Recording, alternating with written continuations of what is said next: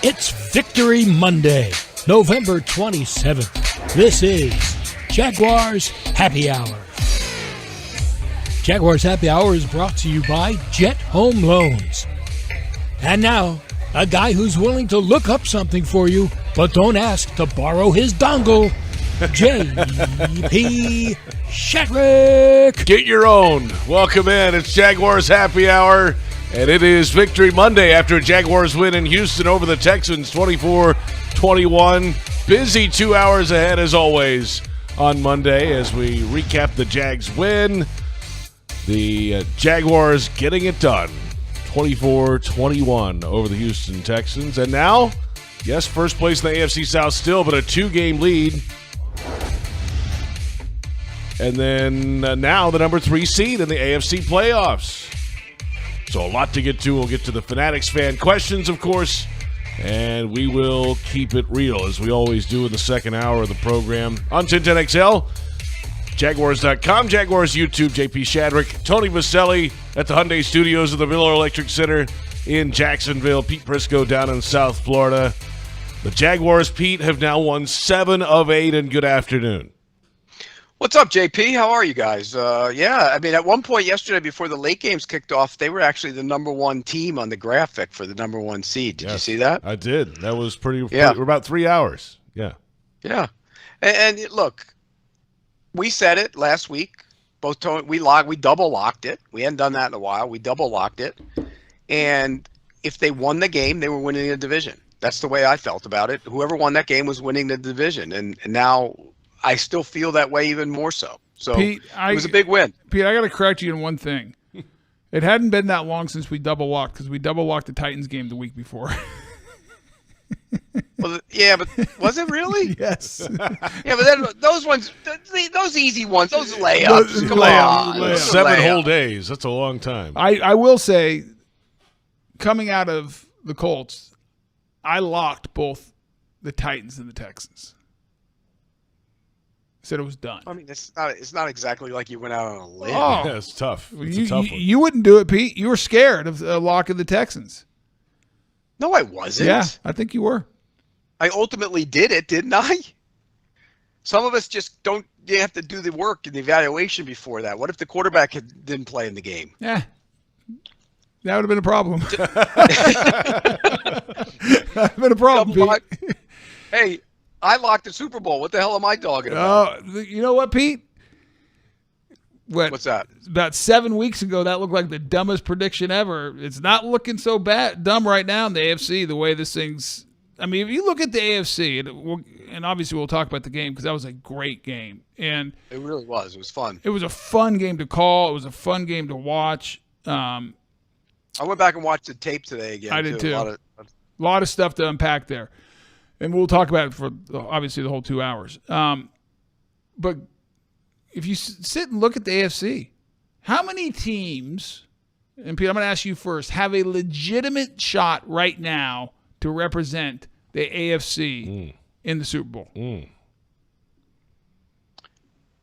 1, Kansas City. 2, Miami. 3, Baltimore. 4, Jacksonville.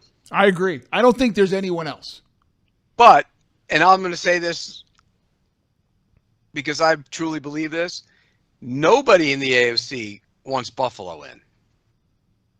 You'd much rather have Cleveland. Oh, sure. Or yeah, Yes. Or the Texans or Denver or whoever in rather than Buffalo. I would agree. Because if Buffalo gets in, they're capable of getting hot and making a run. Yes, they are. They're just not very good defensively. Because they have too many injuries. Yeah. No, I agree. I mean, anytime you have a franchise quarterback like Josh Allen, Pete, you can get hot and there's no telling how far you could go. So I would agree with that 100%. But the answer to your question is 4. There's 4 teams. I agree. And we're one of them. And you're sitting, listen, a lot of things can happen from now until the end of the season. And all you have to do is remember this team last year when we were sitting here in I think the Titans at this point had a 5-game lead.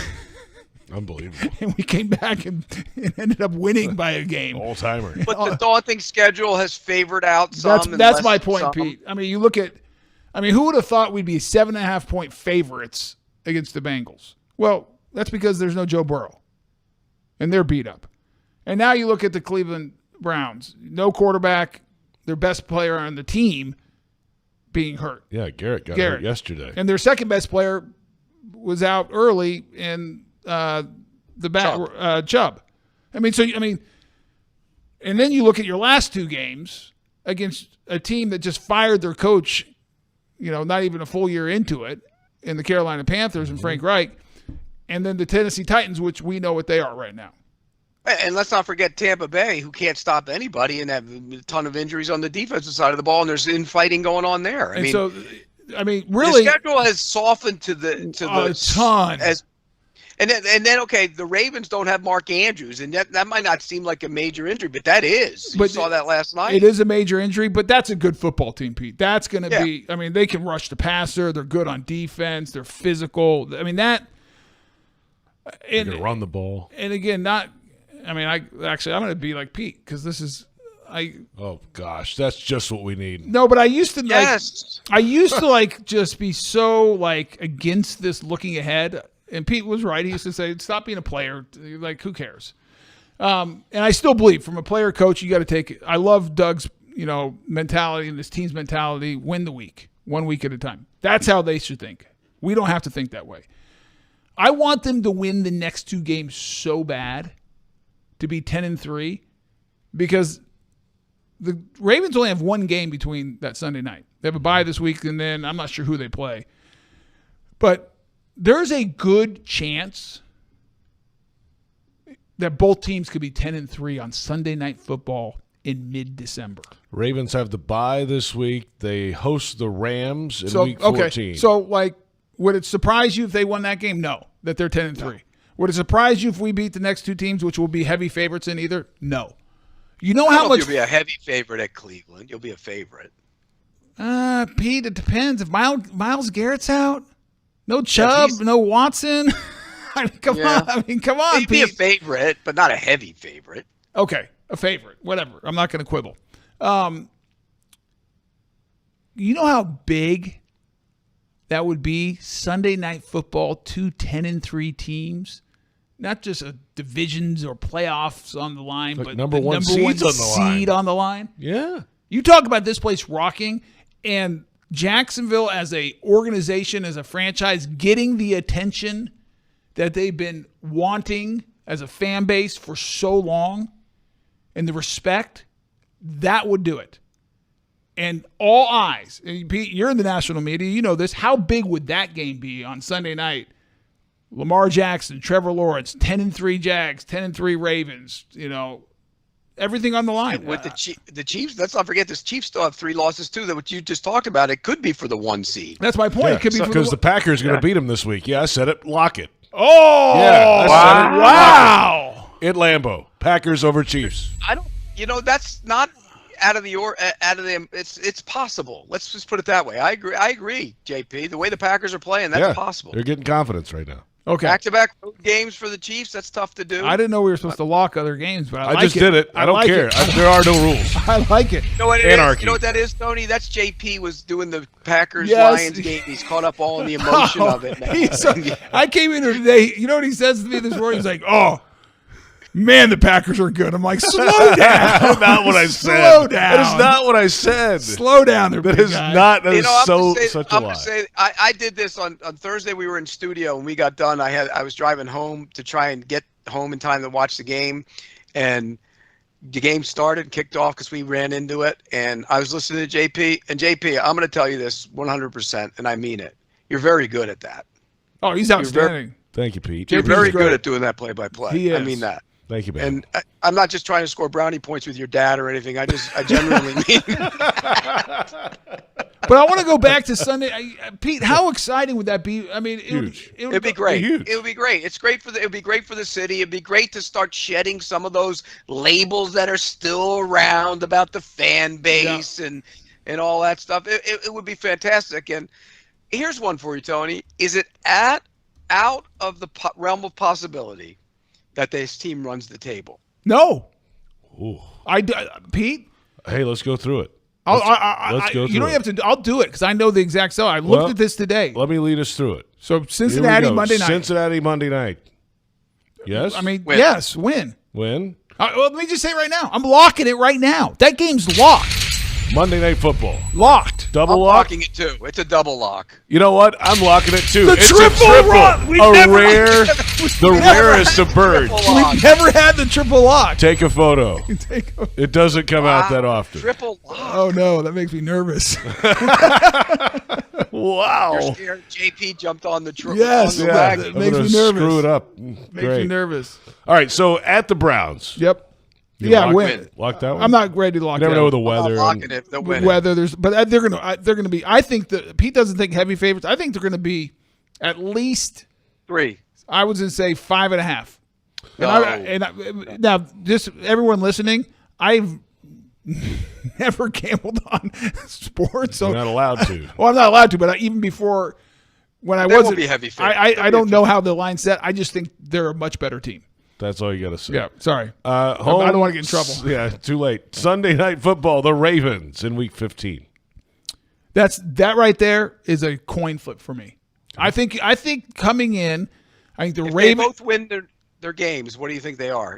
They'll be. Should win that game. Well, if we're both 10-3, I still think the national, the perception. I think the Ravens it'll probably be a pick'em game, which means they'll be a slight favorite if you think How do about you know it. all these like terminologies and stuff? Well, if you listen to anything on ESPN or NFL Network or Yeah, anything it's else, that's everywhere. all they talk about. Pick them, and they can win that game. So okay, let's just say they win that game. Big All right. game, national TV. They play really well. Yep. Right. And then they're at Tampa Bay on Christmas Eve. Another big favorite. Should win that game. Yep. Home against the Panthers New Year's Eve. Might be a double-digit favorite. Should win that game. At the Titans. You're not going to rest if you're at that point 13-3 and the number one seed's on the line. You're going to win that game. So okay, so my prediction before the season was if they 13-4. don't win 13, if they don't win 13, I said it's a failure. Did I not? And that's what I said. And you had them at 14-3, did you not, or 13-4? I can't remember. 13-4. 13-4. Or wait, maybe it was 14-3. I can't It might have been remember. 14-3. But I said if they don't win at least 13, it's a failure. Well, if they run the table, what are they winning? 14. Yeah. It's I mean it's, And should be and should had they not gone for it at midfield against the Chiefs, they'd be going for 15 and not definite home field advantage. Oh, here we go with the decisions. I'll say this though, and this is why I feel really good about this team, and we'll pivot here to the game yesterday. Yeah. And I'll say one comment, JP, and I'll hand it off to you. And we'll have to go to break, yes. That game should not have been as close as it was. Oh, The Jaguars are a better team, and we'll talk about why I believe that and why that game should have been a double-digit victory. That's all. Straight ahead, we'll get into the Jaguars' win over the Houston Texans 24-21. Jags fans want customized Jags furniture for your home? Check out zipchair.com and browse all customizable options. ZipChair furniture for fans. It's Jaguars Happy Hour presented by Jet Home Loans.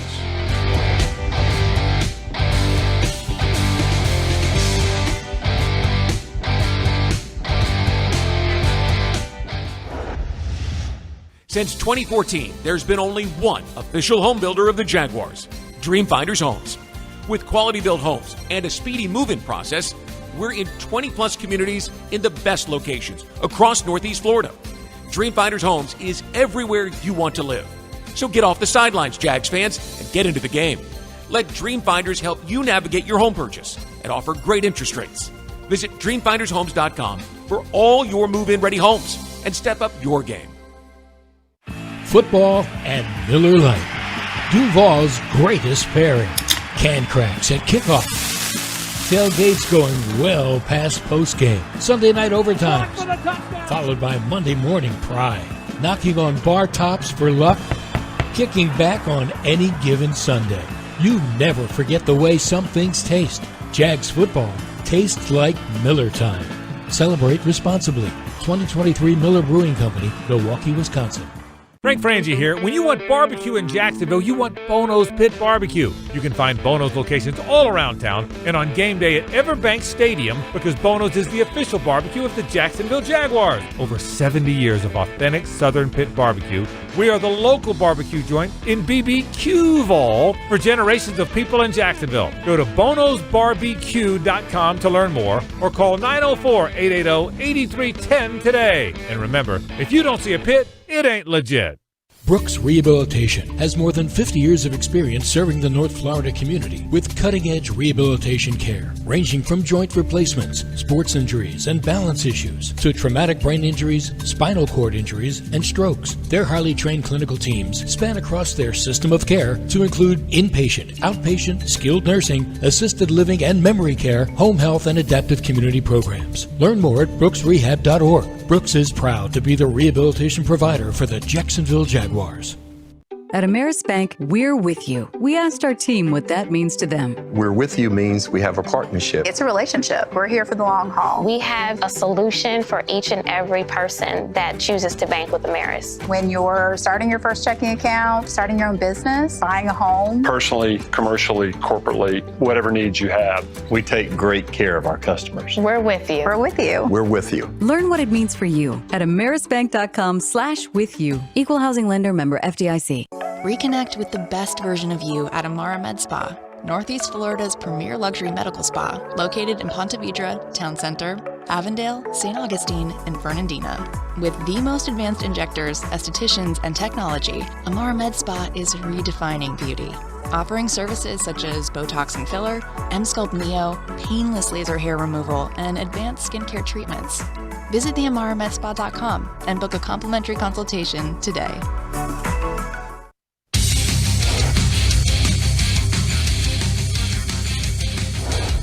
For us to be able to continue to control our own destiny, and it's up to us and how we play. If we just keep winning, we don't have anything to worry about. We're going to find ourselves in a good spot. So I think in that sense, it's a huge game, and send a message. I don't really know about that, but I just think that to take more control of this division and to take that next step and solidify ourselves, I think it's a huge game, and we did a great job of finding a way to win.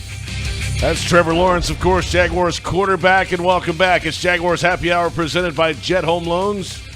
J.P. Shadrick, Tony Boselli in Jacksonville, Pete Prisco down in South Florida. We're on 1010XL AM, Jaguars.com, Jaguars YouTube, the Fanatics fan questions in the second hour, and we will keep it real, as always. Trevor Lawrence had his second-best passing yardage day in his career, 364, had a touchdown pass, had an interception, but he also had a rushing score on a sneak where he jumped over and reached the ball over the plane for a touchdown. So Trevor settling in now when the time is right to settle in and play really solid, sound, all-around football. So, question for you and Pete. Yes, Tony. Do we want to go over the good or what needs improvement first? Yeah, can we start with the good? Let's the team won again. That's what I'm asking. They've won 7 of 8. They're in first place. I just told them they're going. The sky is falling. No sky's falling. I just said they're going 14-3. That's great. What are you talking about? What do we need all the negative? Can we because this is show them some flowers? Yes, I'll show flowers. But if you want to be a 14-3 team and you want to go where Pete said go to the Super Bowl and go further than Pete said and win it. You don't want flowers. Because you win, JP, doesn't mean everything is the greatest thing in the world. I'm aware, but you can give them credit for doing some things right. I just gave them credit, and you don't we just talked about them going 14-3. What are you talking about? They don't want flowers. Competitors want to know what it's going to take to get better. Well, then why did you ask me the question? Because I'm going to do both. I think we should start with the good, too. Thank you. That's all. What are we fighting about? Let me tell you what I think is good, Pete, and then you can jump in. One, I love that we are getting more vertical in the passing game. I love that we're stretching the field. They got my memo. They got my memo. You don't need to do that, Pete. Your audio's not that good. I loved it. They're more vertical. I don't know if that's the addition of Zay. I don't know if it's the fact that the offensive line is protecting better. I don't know what it is. I think it's all that. I think it probably is. And I love that. I like that the offense, back-to-back weeks, did a good job of giving Trevor space and time to operate. That was a good job by that group. I love how they went down 14-3 after just an awful missed call by the officials. My goodness. How do you miss that, Pete? He's getting tackled that led to the interception. Houston goes down in a game that Jacksonville had been dominating statistically and really controlling it. Time of possession, first down. Any metric you want to look at. You're talking about the hook on Evan Yes, Engram, right? the hook, yes. Yeah. Just a terrible missed call. Leads the interception. Houston goes up 14-13, and that place is rocking. The teams, good teams, or teams that are average, or teams who are learning to win, or teams that, maybe lack a little confidence, they lose that game. It gets away from them right there. I loved how they came and responded, got the ball, marched it down the field, scored a touchdown, got 2, and made it 21-14. The ability to establish their presence and dominance and no, we're the better team. Bad play, tough call, not whatever you want to say. Didn't go, but we didn't let that snowball on us. We didn't let the momentum shift. And then the final thing I'll say that I just loved, when they had to get a sack late, when they had to pressure C.J. Stroud, and I thought, people were critical, they didn't get enough pressure at times and C.J. Stroud had too much time. Yes, no doubt about it, and they could have kept him in the pocket better. But I thought their back half game plan was really good. A lot of zone, keep everything in front of you, don't let everything get over the top. I thought they did. Drop a lot of guys. Yeah, I like the game plan there. They just said, listen, we're not going to get killed. But when they had to get pressure, Josh Allen brought pressure. And others did too, but led by Josh Allen. That was critical. And Tony, the thing about Josh Allen is, Josh Allen had 2. That sack right there, he was unblocked. Right. The other. What was the other sack? There was another sack that was a gimme too. It was on the. He had a sack and a half on the final drive. Well, but what gimme? He had many other rushes that were better than the sacks, where he influenced the quarterback. And he got held. I think he had 8 pressures. No, 12. I think he was 12. 12 pressures. 12? 12 pressures. 8 against Laramie Tunsil. And that's a good tackle he was beating up. Yeah. You know what that goes back to? Has he become a game wrecker? Yep. Well, right now, he wrecked the game. A sack and a half when it mattered. Yeah. Yeah. He's become a game wrecker, and you know what else he's become? A very rich man. Yeah, and think about that last sack that he split with Trayvon Walker. It was a 9-yard loss. They got 7 yards back on the next play, went incomplete on the next play. That's the difference in that field goal going in or not. Absolutely. They go to overtime. That's right. Without those sacks. Yep. I think there were a couple rushes. Some of his rushes where he didn't get a sack were better than the ones where he did. I'll tell you that's how good he played on Sunday. That Laramie Tunsil got away with some holding too. He did, but you know what? Trayvon Walker was better on Sunday. Yes. Roy Robinson Harris had some good pressure at times. I thought Trayvon did a good job. So those are the positives. That was just a complete tough game on the road. You know it's going to be tough in the division. And Houston's a good, well-coached football team with a good quarterback and a good set of skill players. An offensive line who's healthy. I was thoroughly impressed of how they handled adversity, how they fought through it. They did not play their best. We'll get into where there's some question marks and they need to improve. But overall, you want flowers? That's what good teams do. Good teams go on the road in the division late November, early December, and win tight games. That's what they do. And that's Angelo what the Jaguars Blackson did some good things on the defensive front, too. I agree. Hey, what's up with Devon Hamilton?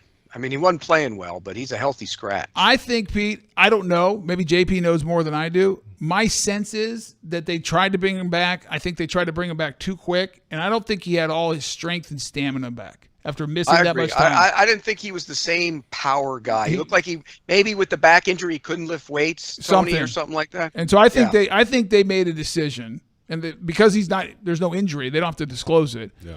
My guess is, Pete, and this is just me guessing, I think they said, listen, let's get this guy healthy and strong and back to the player that he was in camp and give him time to get that strength and physicality back and have him for the the stretch run. For the Super Bowl run, right, Tony? That's right, Pete. I mean, Vegas, when he's healthy, here we come. That would be a big, giant part of what they do on that defensive front. Yes, he's a good player. We saw it. We saw it last year. We saw it in camp. Yeah, I want to. Look, we've criticized Trayvon Walker a lot. Okay, we have for not saying he's not a good football player, just for his pass rush ability. I want to give him credit because he's getting better at it. He's a powerful man. He knocks people back. Yep. And you watch that tape, and he exploded into dudes, Tony. I mean, he was knocking them back. And the flip side has always been Hutchinson. And if you watch the Lions on Thursday, he was a no-show.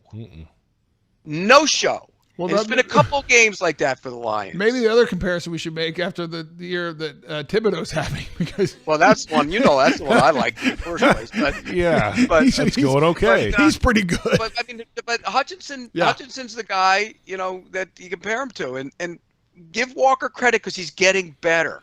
Even his hands have gotten better, I think, and his moves have gotten a little bit better. He's just not twitchy.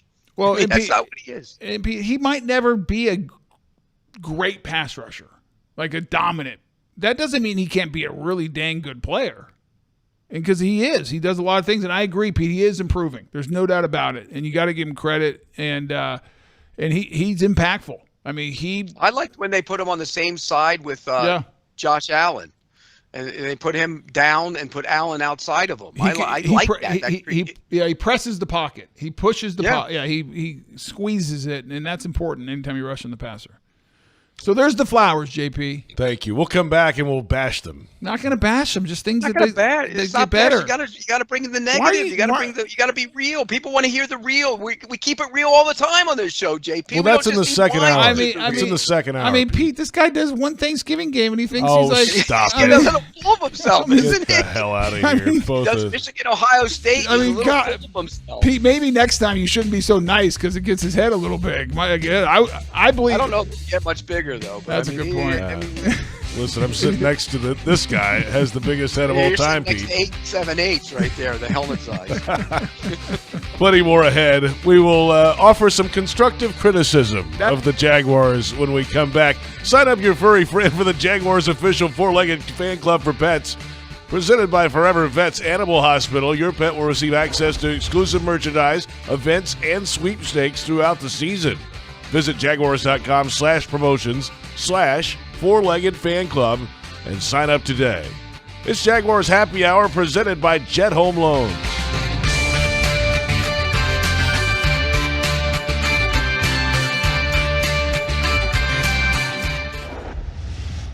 Since 2014, there's been only one official home builder of the Jaguars, Dreamfinders Homes. With quality-built homes and a speedy move-in process, we're in 20-plus communities in the best locations across Northeast Florida. Dreamfinders Homes is everywhere you want to live. So get off the sidelines, Jags fans, and get into the game. Let Dreamfinders help you navigate your home purchase and offer great interest rates. Visit DreamfindersHomes.com for all your move-in ready homes and step up your game. If you're facing cancer, you want a dedicated team working for you. At Baptist MD Anderson Cancer Center, we only focus on cancer. And we partner with one of the largest cancer centers in the world. So you'll have a specialized treatment plan created by our experienced and highly trained oncologists and surgeons, collaborating with one of the country's leading cancer centers. Best of all, we're in North Florida with locations in downtown, Baptist South, and Clay. Appointments at BaptistMDAnderson.com. Hey Jags fans, stop dreaming of creating your game day fan cave and build the Jaguars den of your dreams with ZipChair. When it comes to maximum comfort, ZipChair.com is the only place for officially licensed Jaguars recliners, sofas, bar stools, office and gaming chairs, all featuring high-quality embroidered Jags logos. Crack open a few cold ones in the comfort of a ZipChair and make your home the place to be on game day. Head over to ZipChair.com and save 20% today. Use code JagsRadio at checkout. ZipChair.com, furniture for fans. Daly's Dash is not only your Jaguars game day stop, but a great place to grab a meal any day of the week. To honor the Jags and the fans, we've crafted the Duval Sub. The Duval comes with freshly sliced turkey, ham, melted cheddar, and habanero jack cheese, topped with crisp lettuce, fresh tomatoes, and a double portion of our secret sauce, all served on a fresh roll. Come by your local's Dailies Dash today to get your delicious Duval sub. Dailies is the official convenience store sponsor of the Jacksonville Jaguars. Are you ready to elevate your tailgate experience, Jaguars fans? Citrus Distillers, a proud partner of the Jacksonville Jaguars, is excited to announce the 2023 Jaguars Limited Edition Whiskey Bottle. Now available at Total Wine and other participating retailers. Elevate your tailgate experience, Jaguars fans. The 2023 Jaguars Limited Edition Whiskey Bottle. Duval! When it comes to water, choose our team, the winning team. Choose CGC Water Treatment. CGC Water Treatment works, and it works for DG too, former Jags QB, David Garrard. If you're not filtering your water, you are the filter. Don't be the filter. Discover the Kinetico difference. Call CGC Water Treatment at 844-CGC-JAGS or visit cgcwater.com. CGC Water Treatment are proud partners of the Jacksonville Jaguars and your local independent Kinetico dealers.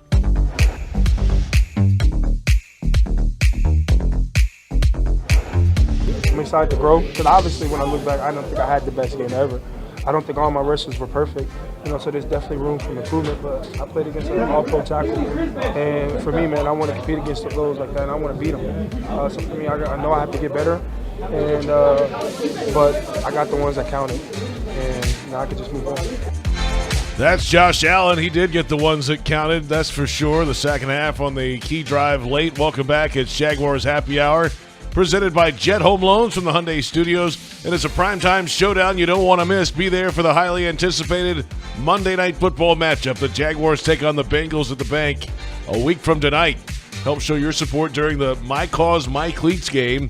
And wear black to help us black out the Bengals. Go to jaguars.com/tickets or call 904-633-2000. What a game that should be a week from tonight. So no happy hour next week. Because Monday Night Football. That's bad, man. I can't believe that they're cutting us out next week. I mean, we should do pregame. Pete, you and I should do pregame. Well, we can't do. We couldn't do this show because we have to criticize. We could break down. We could give the game plan. It's funny. Like we've never had to step away because we haven't had a Monday Night Football game since 2011. No. Long time. In the whole time we've ever done this show, we've never had to not do it. That's amazing. How about Think about that. That's embarrassing. It's what it is. It's what it is. But it doesn't matter anymore, though. Nope. They're going to play it on Monday night. It's a good football team. Hey, the Jaguars defense there, you talk about some of the sacks. Roy Roberts-Harris got one. Trayvon Walker getting some pressure. Did he get credit for a half on that one? Yeah. Walker did, yes. The last one. Yep. So what's he up to now? 5? 4.5. 4.5. Am I right, JP? Yeah. But you talked about the drives after the interception in the second half, right? Jaguars get a touchdown the next possession, a field goal possession after that. Well, the Jags defense stood up big in those next two drives too and got them off the field both times, a punt and a turnover on downs. And if they're not doing their part there, then they can't break it back open again. No, I thought defense played good football. I mean, I like what Mike Caldwell's doing. He has a good plan. He understands his personnel. You did it without one of your best players and Tyson Campbell out again. I thought Monteric Brown had some moments, but overall was some bad moments. Yeah. But he held up. Overall, he held up. I mean, think about it. The one chunk play they got, what was that? The long pass. Darius Williams got to make that play. Well, they ended up getting called back anyways because it was a legal procedure on them. Oh, that's right. Legal motion. Right. But he's got to make. Yeah, that he's play. there. He was there to make it. Yeah. When that ball was hanging there, I'm like, that's a pick. But by the way, did you see how far C.J. Stroud? That thing traveled like 65 in the air. Almost, but if they would have let it hit the ground, because he high pointed it at 65, that's going like 68, 69, and he makes it look easy, doesn't he? Oh my gosh, that thing just kept on going and going and going. You know what I like about him, real quick, is the way he resets himself and keeps his head up and finds somebody. You know what I mean? He moves. Sometimes he moves a little too soon. That's a young quarterback when there's not pressure there, but he somehow always seems to set himself again and find his feet and then throw it. You know who he reminds me of, Pete? how he is such a pass-first quarterback. And even when he breaks contain and is scrambling, he is not looking to run. Because there was times he could have run. Right. He reminds me of Patrick Mahomes.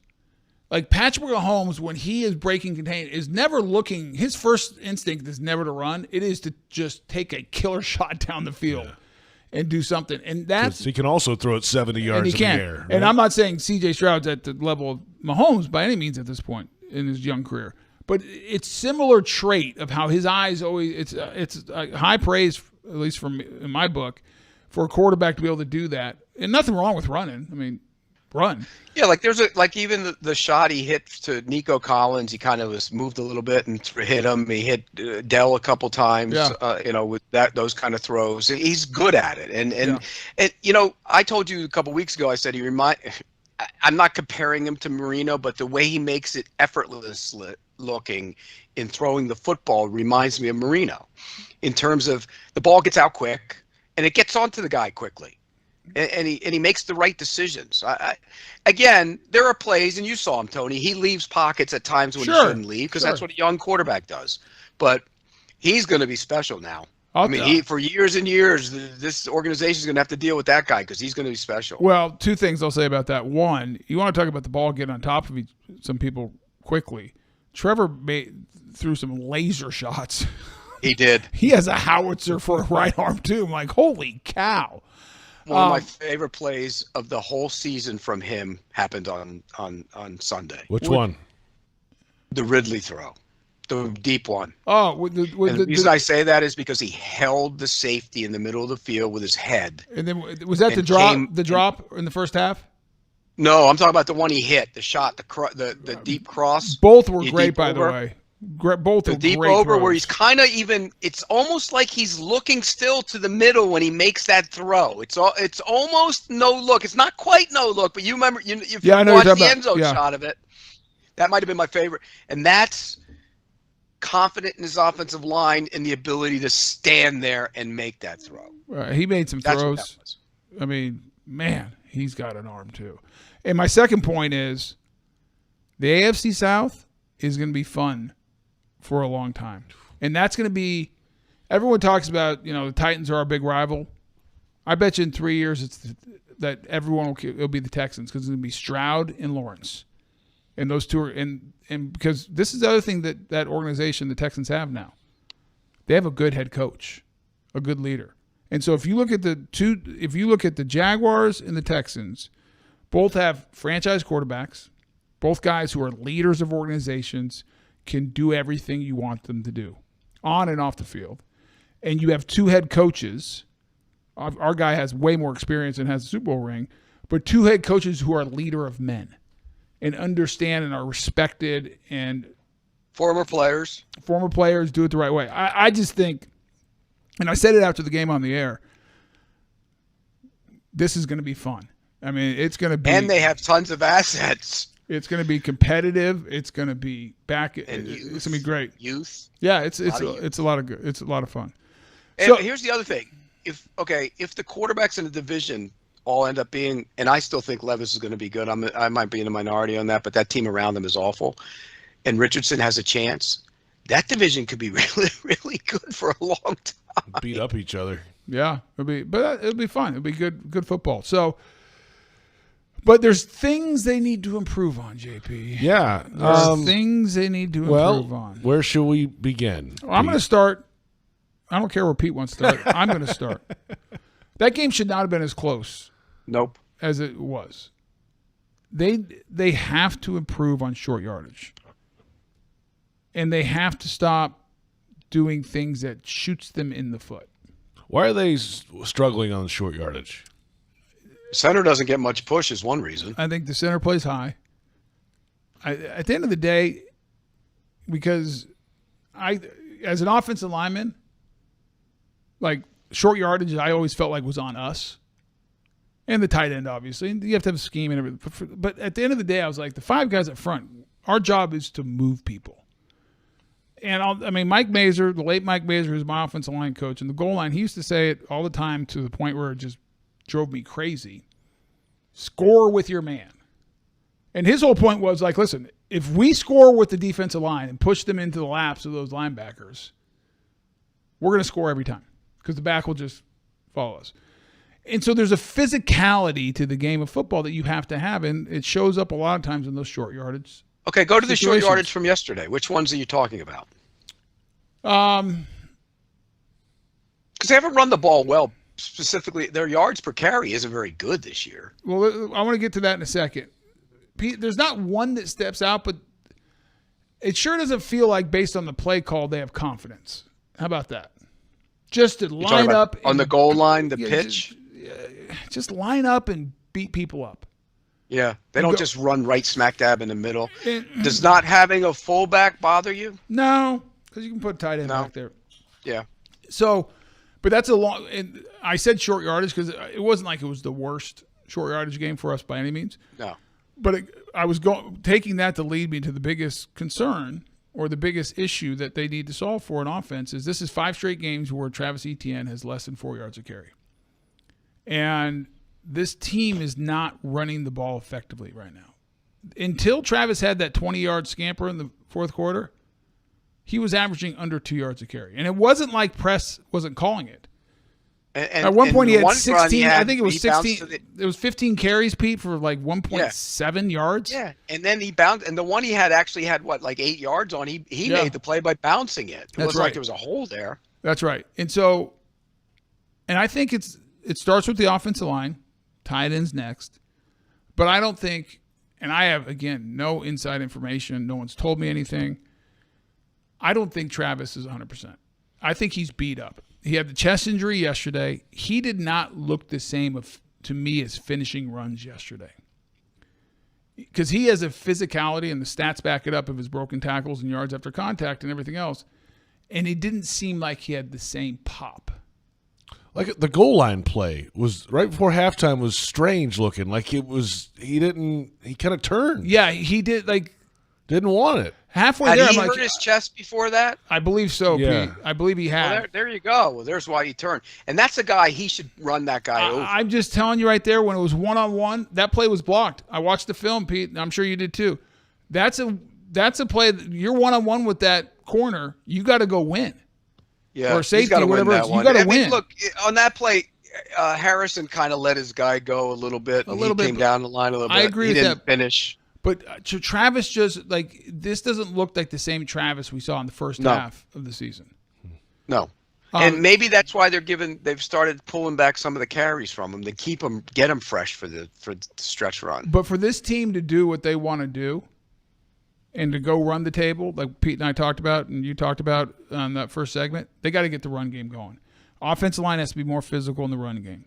They were great protecting the passer. I mean, they did a great job. Really good. The pass protection was really, really good on Sunday. Really good.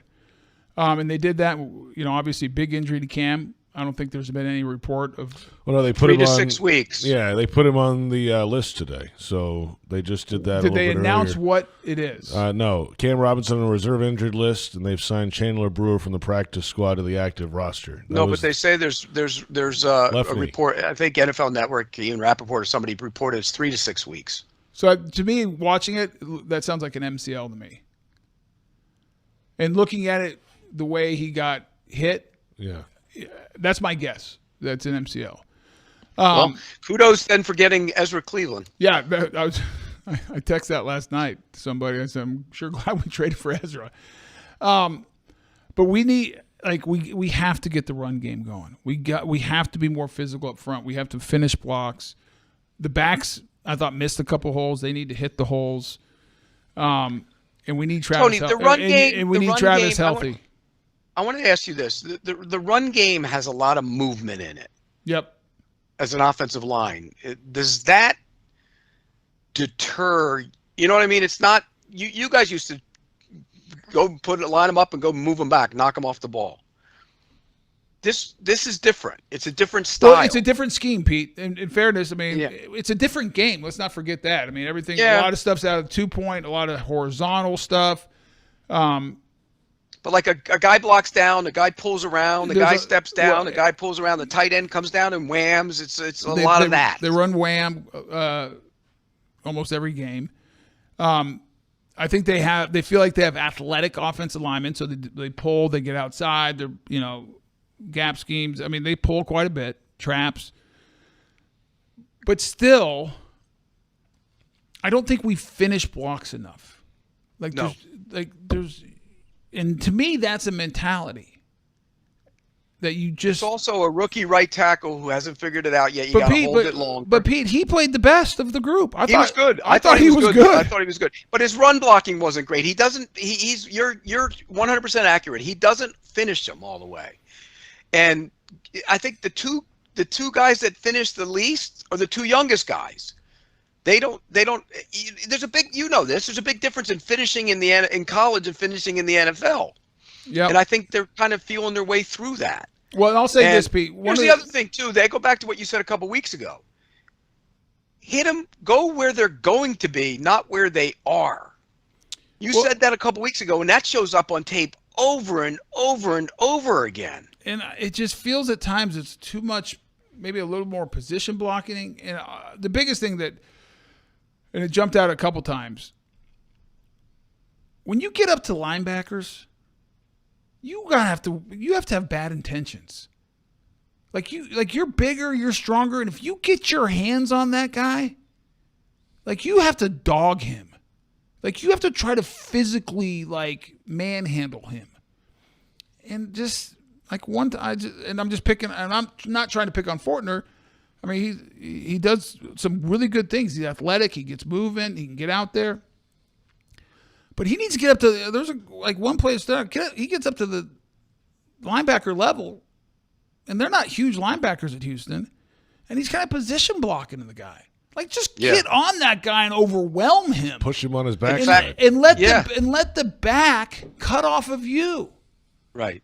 Don't predetermine where the back's going to go. So all fixable stuff. Right. And they're very well coached. It's all scheme and technique and little things and holding your blocks. I agree with you. It's all fixable. I'll give you an example, Tony. The one run where they popped it a little bit, Cleveland did a great job of getting to the second level and getting on the linebacker that one play. Yeah. Remember? Yes, I do. It was like a double. He had a double with Little, I think, and he came off of it and he got to the linebacker. He didn't blast him or anything, but he got him.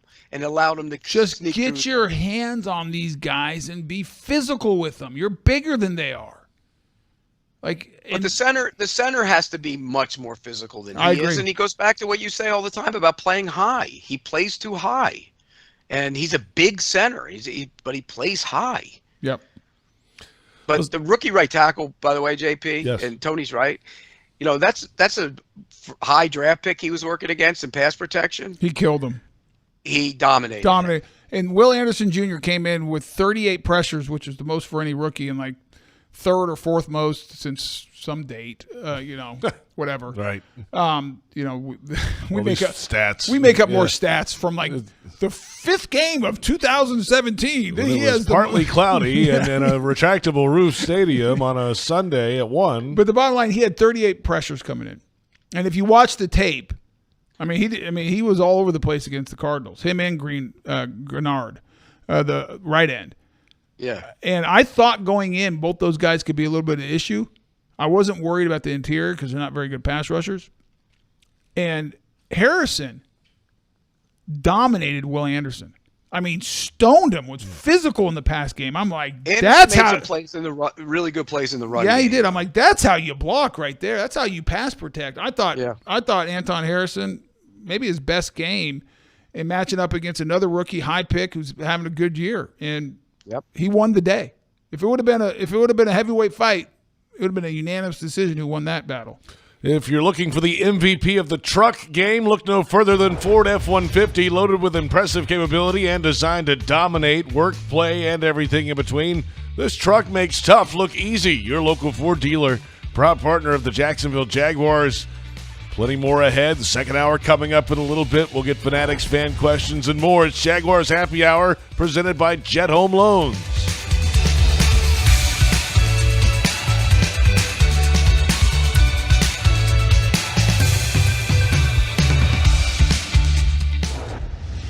Since 2014, there's been only one official home builder of the Jaguars, Dreamfinders Homes. With quality-built homes and a speedy move-in process, we're in 20-plus communities in the best locations across Northeast Florida. Dreamfinders Homes is everywhere you want to live. So get off the sidelines, Jags fans, and get into the game. Let Dreamfinders help you navigate your home purchase and offer great interest rates. Visit dreamfindershomes.com for all your move-in ready homes and step up your game. Brooks Rehabilitation is hiring nurses who want to be empowered as advocates, educators, care coordinators, and leaders in exceptional patient care. They have open RN, LPN, HHA, and CNA positions across their inpatient, skilled nursing, and home health care settings. Join their nationally recognized team, where you'll serve as a central team member doing what you do best, providing exceptional patient care. Apply at careers.brooksrehab.org. Are you ready to elevate your tailgate experience, Jaguars fans? Citrus Distillers, a proud partner of the Jacksonville Jaguars, is excited to announce the 2023 Jaguars Limited Edition Whiskey Bottle. Now available at Total Wine and other participating retailers. Elevate your tailgate experience, Jaguars fans. The 2023 Jaguars Limited Edition Whiskey Bottle. Duval! Tackle your marketing needs with Kessler Creative. Providing direct mail services for more than a decade, Kessler has a wide range of services from small mailers to large banners and signs. Draft Kessler as your first pick to receive the best targeted mail list. Elevate your business and be on the winning team with Kessler Creative. Kessler Creative, results-driven marketing and proud partner of your Jacksonville Jaguars. The kick is up. It's good! Score winning sub deals this Jaguars regular season at Firehouse Subs. Get 2 medium subs for just $10 after any game when the Jaguars kick a field goal of 40 yards or more. It's a bold deal for the bold city. Sign up at firehouseSubs.com/fieldgoalsforfirehouse for offer details and to automatically receive this offer when you use your Firehouse Subs rewards account. Redeemable only at participating Jacksonville and Orlando area restaurants. Only available on the Firehouse Subs app and online ordering. Jaguars fans are gearing up and saving big at Fanatics.com, the world's largest collection of officially licensed fan gear from all the leagues, teams, and Jaguars players you love. Shop the most trusted brands, exclusive designs by Fanatics, and autographed collectibles from today's biggest stars. Join Fanatics Rewards today and earn fan cash on every purchase. Shop now and get today's special offer.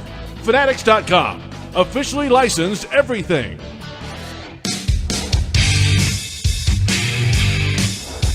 He did a great job. Protection was awesome. I don't think I got sacked, right? There's no sacks today. So those guys are playing their tails off. Obviously, we had Ezra jump in there and had to play the rest of the game, and he did a great job. You know, he's going to help us, and it's cool to see him be able to get up to speed that fast. And he just got here, so they did a heck of a job.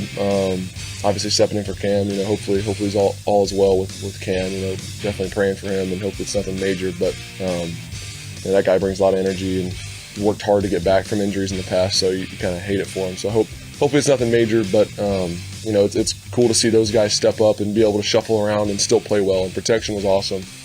Ran the ball great when we needed to. It was great. That's the quarterback, of course, Trevor Lawrence, after the game yesterday in Houston. A Jaguars win 24-21. Jaguars now 8-3. Welcome back. Jaguars Happy Hour presented by Jet Home Loans on 1010XL, Jaguars.com, Jaguars YouTube. J.P. Shadrick, Tony Boselli in Jacksonville in the Hyundai Studios at the Miller Electric Center. Pete Prisco is in South Florida. Where he always is. Always. Hey, I want to quick, Trevor, when Trevor was talking about Cam made me think of something. And Pete, is it, if you go on IR, and JP, maybe you know this, isn't it you're on there at least 4 weeks? Yes. Yeah.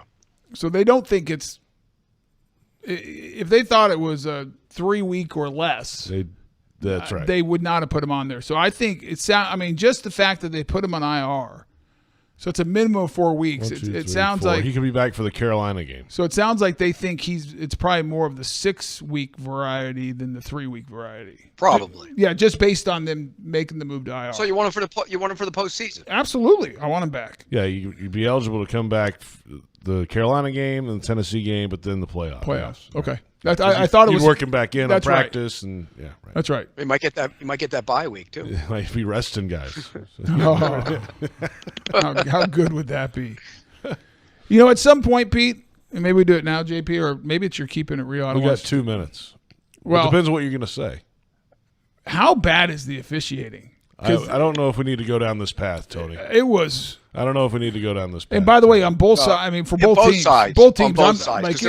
Tank Dell's catch was a catch. I thought it was I argued that on the air, and I got overruled. There were a lot of bad calls in the game. But you know what? Some of those pass interference penalties were pass interference penalties. I'm watching them again today. They were. I only thought the last one, really they called holding. I'm still trying to find the guy where he touched him.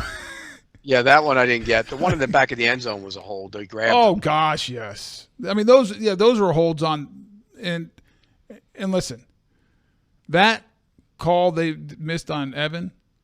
That's the only reason that was picked. That's a completion. Well, because that would have been a big play if you go back. Play, and yes, he was. There was no one in front of him. And nor had you seen that play from Jacksonville, by the way. You know what that was? He stalk blocked the guy. That's right. And then ran the route, and there was nobody in the middle of the field. He would have gone for about 35 yards bare minimum on that play. And how they missed that, he just grabs him, hooks him. JP, on the other side, you know what we're going to do? You keep talking about negative and negative and negative. Well, I'm going to come back, and I'm going to give you something that really I thought was a terrible, terrible decision. And my guess is I'm going to disagree with you. I wonder what in the world this could possibly be. Well, there's a couple of them, but I give you that one. It's a mystery. Really we'll find out in a moment. The second hour of Jaguars Happy Hour coming up. Your fan questions submitted on X as well. We'll keep it real. And it's Jaguars Happy Hour on the Jaguars Digital Network.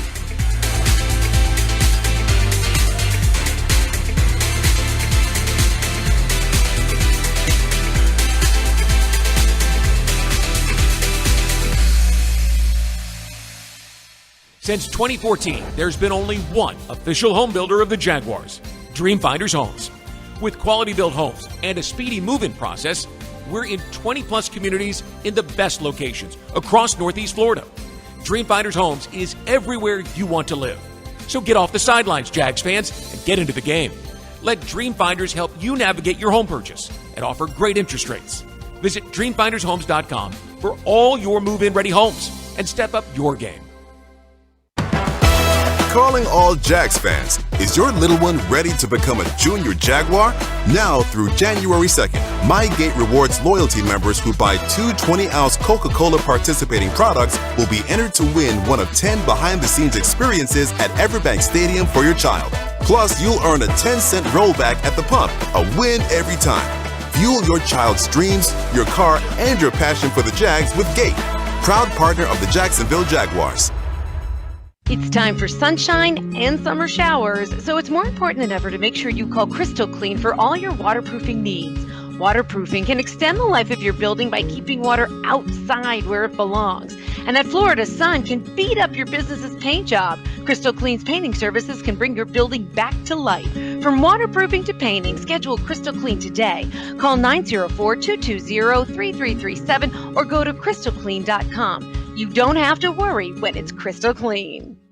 Taylor Doll here for Renewal by Andersen. Upgrade your home with a winning combination of style and performance. For a limited time, get 20% off of every window, 20% off all patio doors, and 20% off of installation. Plus, no money down, no payments, and no interest for 18 months. Offer expires October 31st. Restrictions apply. Renewal by Andersen, proud to be the official window and door replacement partner of the Jacksonville Jaguars. Visit rbafla.com. License number CGC 1527613.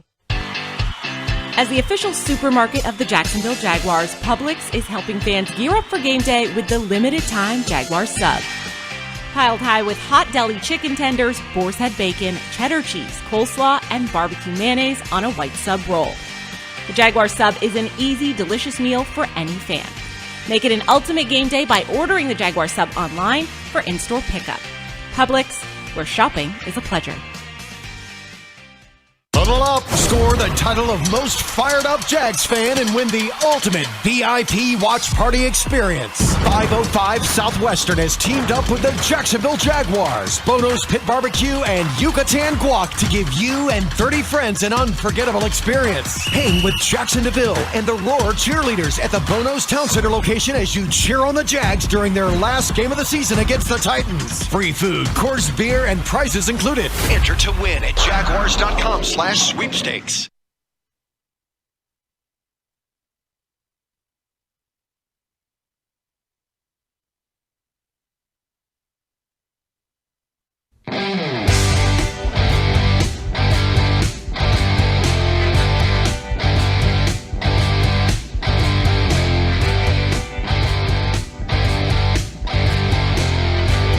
I trust our players, and I think the players trust in me to make these decisions and put them in successful situations. Now listen, we had the ball to start the third quarter.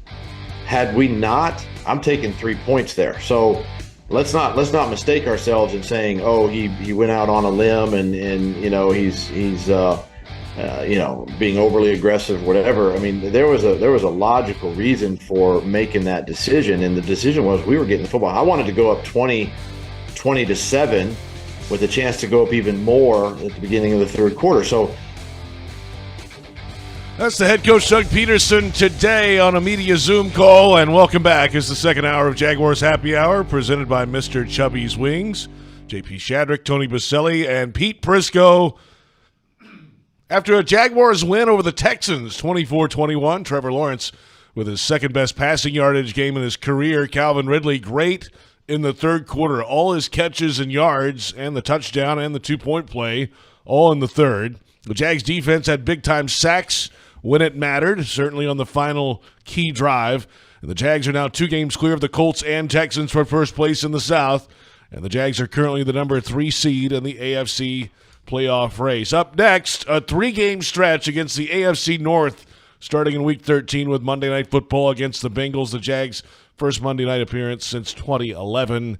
You heard Doug Peterson there about the play call and the decision, more than the play call, right before halftime at the 1-yard line, 1 second to go, one play, and they didn't get it. So that was asked today of the head coach. Go ahead, Pete. I'll wait. It was a terrible decision. I disagree. I'm just going to put it out there. It was a terrible, terrible decision. You were given a gift of getting those points. Basically, they were given to you on a blown play in the secondary. When you get to that situation, go up 9. Go to the locker room with momentum. Okay, you don't get it. The momentum is flipped. Didn't they go 3 and out on the first series of the second half? Because the momentum had flipped. They had a drop pass by ETN. It made no sense whatsoever. Go up 9. And you have all the momentum going into the locker room. With the way they played it, the momentum flipped. It went right back to the Texans. And so for that reason, I thought it was a terrible decision. And you can, the call, the flip, whatever, that's not what I had a problem with. I have a problem with the decision not to kick the field goal and go up by 9. If it was 10-7, I could understand it maybe. But you go up 2 scores in a game, in a division game on the road, you have to do that. Yeah, just for the record, twofold. I disagree with you, but I'll set that aside. They did not go 3 and out in the third quarter, Pete.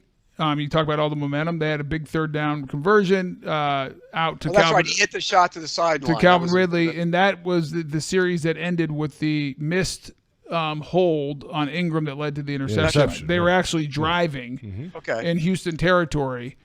And so... But still, they gave the momentum back to him. Your momentum argument, throw that out. But I will go back to I'm not going to change what I said during the game. I liked it.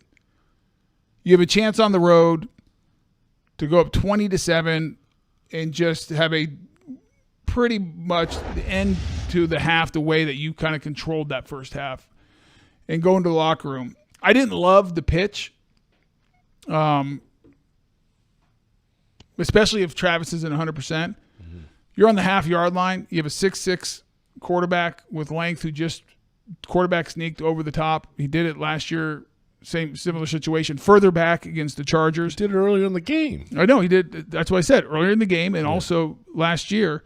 But I would have all stacked in there. It doesn't matter. They're all stacked in the last time. He's got to be careful with the way he puts that over, though. Sometimes. Yeah, but it's the last play of the half. So if you fumble, it doesn't matter. Right. No, I'm saying that one, but he did it early. I agree. No, I agree. But I would have that's what I would have done. That's your highest percentage. The highest percentage play right there. Like you pitch it outside. Yeah, I probably would. If I was going for it, I probably would have snuck it too. So I had no problem with it. I would not have gone for it though. I would have. I go up 9. Okay, so that I didn't agree with.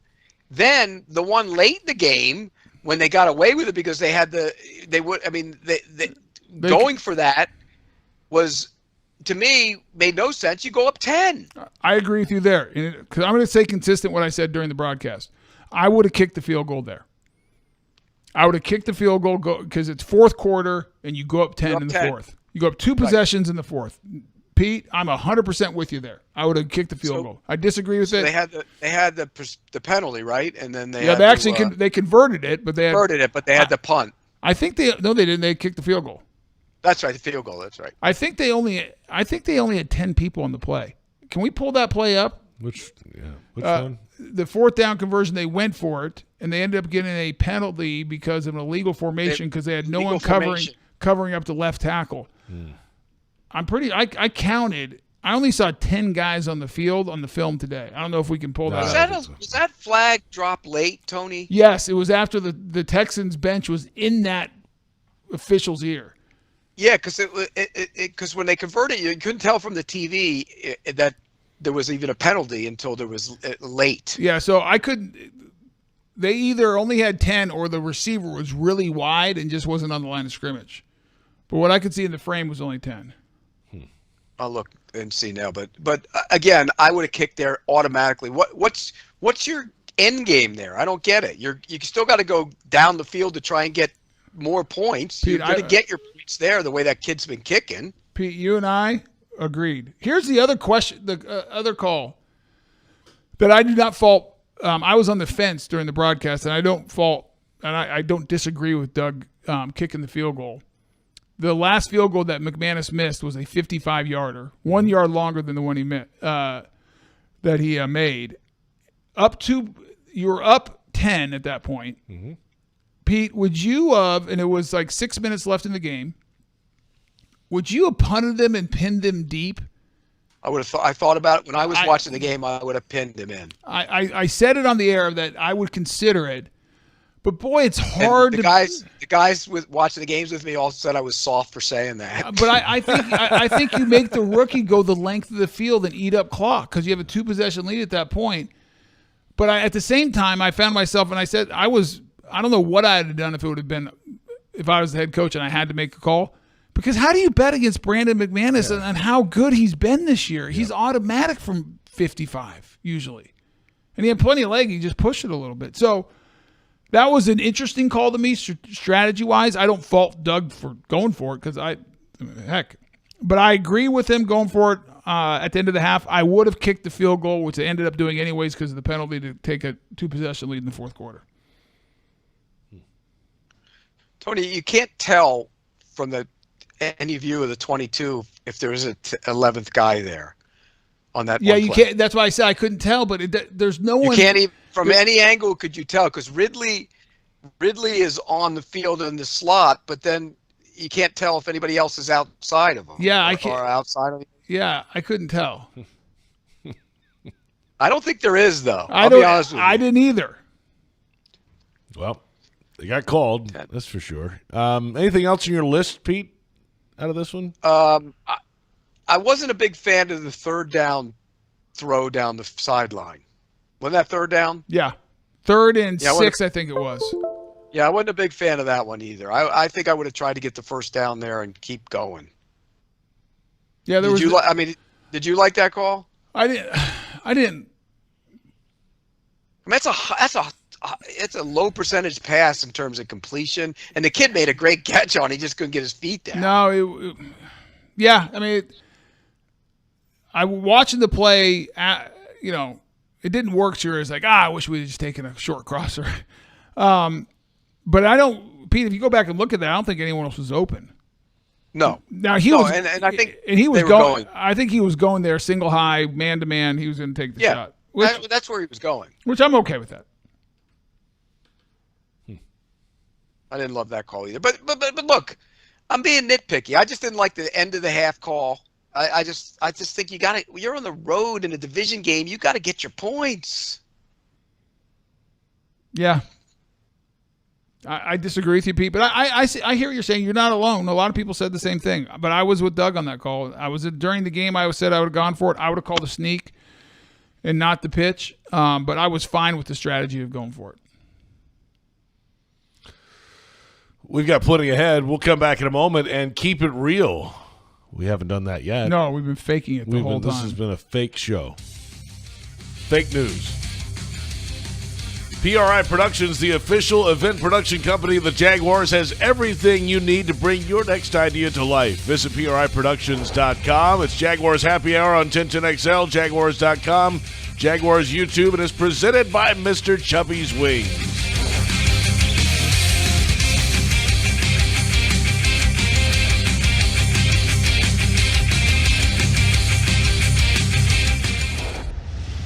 Mr. Chubby's Wings is a whole lot more than just wings. Craving the ultimate game day experience? Look no further. Swing by Mr. Chubby's and indulge in the biggest and best wings in town, all while soaking up the lively atmosphere with fellow sports fans. With plenty of game day specials and locations on the West Side, Fleming Island, Ponte Vedra Beach, and new this season, Everbank Stadium, they're here for all your game day needs. Mr. Chubby's Wings is a proud partner of the Jacksonville Jaguars. Mr. Chubby's Wings, before the game, after the game, and during the game.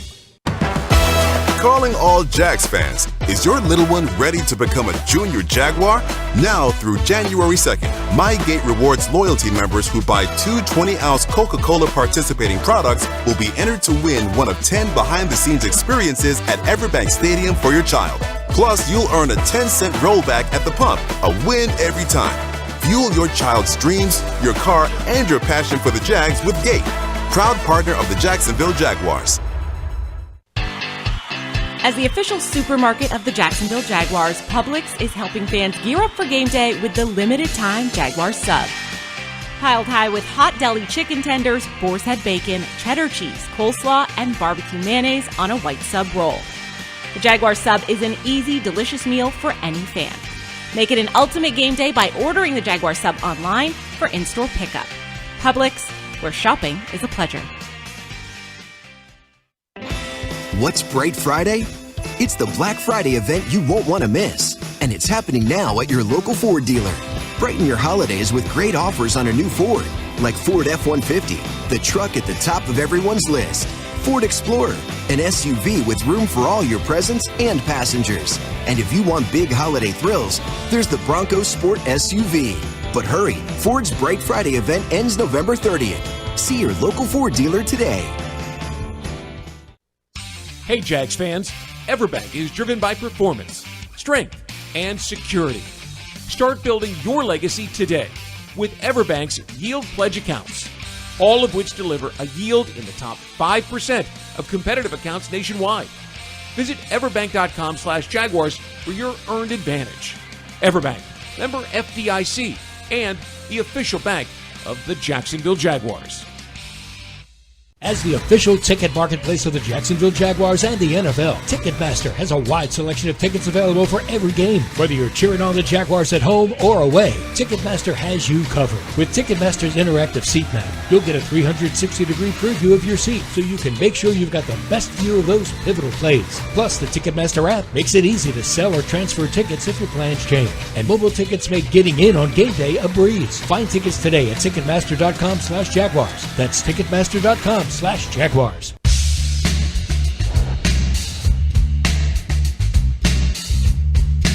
Welcome back. It's Jaguars Happy Hour. J.P. Shadrick, Tony Boselli, Pete Prisco. After a Jaguars win, they've won 7 of 8. Jags are in first place, 8-3. 2 games clear of the Colts and the Texans. And now it's 3 straight against the AFC North. Well, it's time for Keeping It Real, presented by Woodbridge by Robert Mondavi. Open up a winner today. Real Ingredients, award-winning wine by Robert Mondavi. pretty much a softball today. Toss, a little soft toss. Is the C.J. Stroud-Trevor Lawrence rivalry the next great quarterback rivalry in the league? And why? All right, let's get Tony's mic on. That'd be great. Or not. Leave it off. That actually might be better. Okay, there we go. Testing. 1, 2, 3. We're doing just fine without him. I would say yes, but I think it's one of many. Because I think Mahomes, Allen, I think Burrow, Mahomes, Burrow, Allen, Burrow. I think like Burrow can stay on the field. Yeah, I think Trevor and CJ are going to be in those upper echelon of quarterbacks, so it's going to be a rivalry anytime those top quarterbacks face each other. But I think Trevor and CJ could be significant because they're going to be in the same division. Like Mahomes and Burrow are in the same division. Allen and they're all so. Just playoffs, basically. Playoffs, and usually you're winning the division, so you're going to end up playing each other once a year. Yeah. But this is a matchup you're going to have twice a year, home and away. Yeah, so, but here's why it won't be. Because of the two markets. Market size, yeah. Yeah, that's why it won't be. I mean, Pete, let me ask you this. Now, having said that, Indianapolis, when Peyton Manning was that good, if you're that good. That's where I was going to go. What if the Jaguars are the next 10 years in 4 AFC championships and 2 Super Bowls and win 2 or win 1 or 2. And the Texans are in, 3 or 4 AFC championships and go to a Super Bowl. Well, now you're talking. Yeah, that's what I'm saying. Like the only way it has potential. It could be. It could be. I think there's qualifiers there because of the market size. Now listen, and I'll say this, Tony. We thought maybe Mahomes Herbert would be that. You have a big market. You have a star quarterback. It hadn't got to that. Well, because the Chargers are no good. Yeah, they stink. Right. Right. You got to be relevant. You got to be relevant. You know what's interesting? What's that, Tony? Here's an interesting tale that I'm sure the NFL higher-ups would like to change if they could. The best quarterbacks in the AFC, let's just say the AFC, are all in small or mid-sized markets. Correct. Josh Allen, Buffalo, small market. Now, historical team, and what they did in the late 80s, early 90s with, Jim Kelly and that crew and a bunch of Hall of Famers. 30 years ago. I mean, that's why they're, they have some cachet, but small market. Small market. Kansas City, small market. Mm-hmm. History, though. Legacy. History, legacy, but still small market. Cincinnati, mid-size. Small market. Mid to small. Trevor Texans. Lawrence, small market. Small market. Texans. Houston's a big market, but gets no respect. Right. What about the Ravens? Ravens, that's a big market. So Lamar, that's a good call. And then Herbert, but the Chargers are so bad. I actually view the Chargers as a small market team because no one follows them in L.A.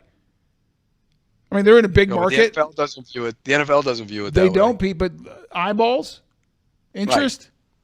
Does it But you're right. Your point is well made, though. The small markets have the quarterbacks. Yeah. And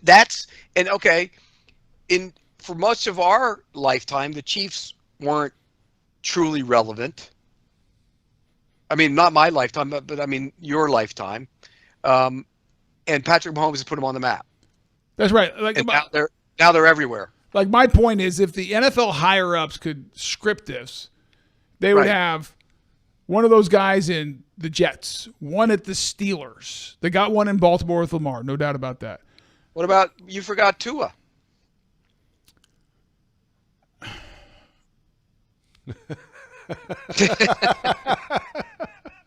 Yeah, it's hard to argue Tua right now, Pete, because he's playing at a high level. Right. And that's a big market. It is a big market, but it doesn't have a big fan base. We're talking about market size. No, I know that, but I'm just saying, I think that, if you look at what the NFL, they want eyeballs. Yeah. What are the teams Miami has a lot of fans. I don't know how passionate the ones down here are because there's a lot of transplants and stuff. But that's true. They've been around for a long time and won games for a long time. Fair enough, Pete. Miami's another one. They got two of them. But here's the one that I always say that Jacksonville can become Seattle. Russell Wilson, Seattle, the craziness. They're on TV all the time. The personalities. Yeah. And the small, it's a bigger city, obviously, but not a lot of attention given the Seahawks over the years until they got to that point. That's what Jacksonville can become if they're good with Trevor Lawrence. Yeah, I agree with that, Pete. That's a good comparison. And the way that people are moving to Florida and Jacksonville might be a bigger market than some of these places here soon enough. Yeah. It's not far-fetched. No, it's not. But it's just interesting. You look at, if you were to talk about top quarterbacks, it's amazing how many of them have ended up in this kind of mid-small markets. You know what's even more amazing about that, Tony, is the top young star quarterbacks are in the AFC, but if you looked at it right now, the best teams are probably in the NFC. Well, but the NFC has more big markets than the AFC. No, but I'm saying the best teams right now are the 49ers, the Eagles, and those two have, look, Jalen Hurts is playing great football. Well, he's a star. Mm-hmm. Right. I mean, if you look at the NFC big markets. Is Purdy a star? I mean, he's getting there.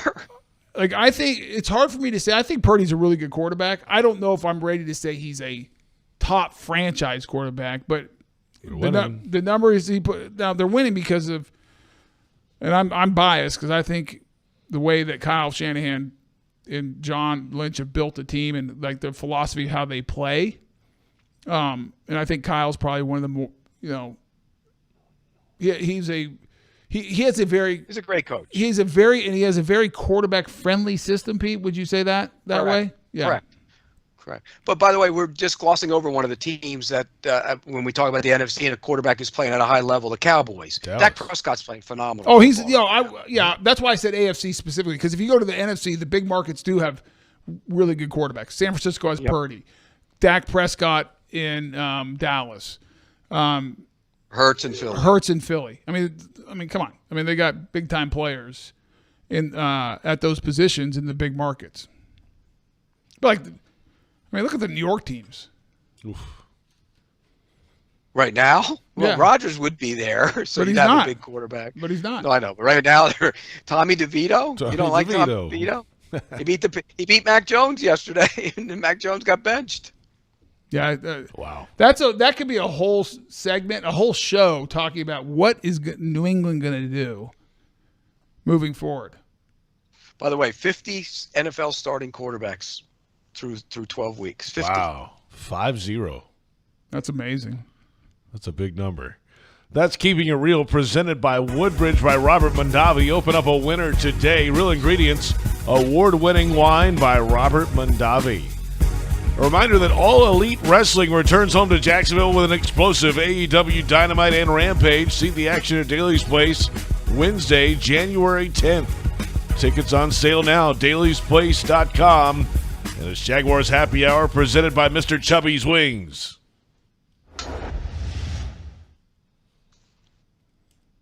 Mr. Chubby's Wings is a whole lot more than just wings. Craving the ultimate game day experience? Look no further. Swing by Mr. Chubby's and indulge in the biggest and best wings in town, all while soaking up the lively atmosphere with fellow sports fans. With plenty of game day specials and locations on the West Side, Fleming Island, Ponte Vedra Beach, and new this season, Everbank Stadium, they're here for all your game day needs. Mr. Chubby's Wings is a proud partner of the Jacksonville Jaguars. Mr. Chubby's Wings, before the game, after the game, and during the game.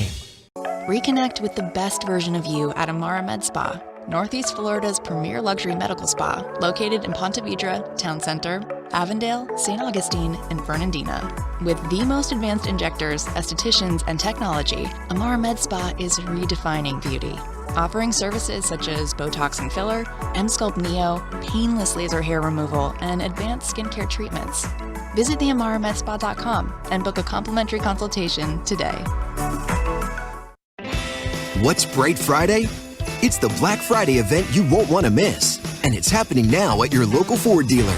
Brighten your holidays with great offers on a new Ford, like Ford F-150, the truck at the top of everyone's list, Ford Explorer, an SUV with room for all your presents and passengers. And if you want big holiday thrills, there's the Bronco Sport SUV. But hurry, Ford's Bright Friday event ends November 30th. See your local Ford dealer today.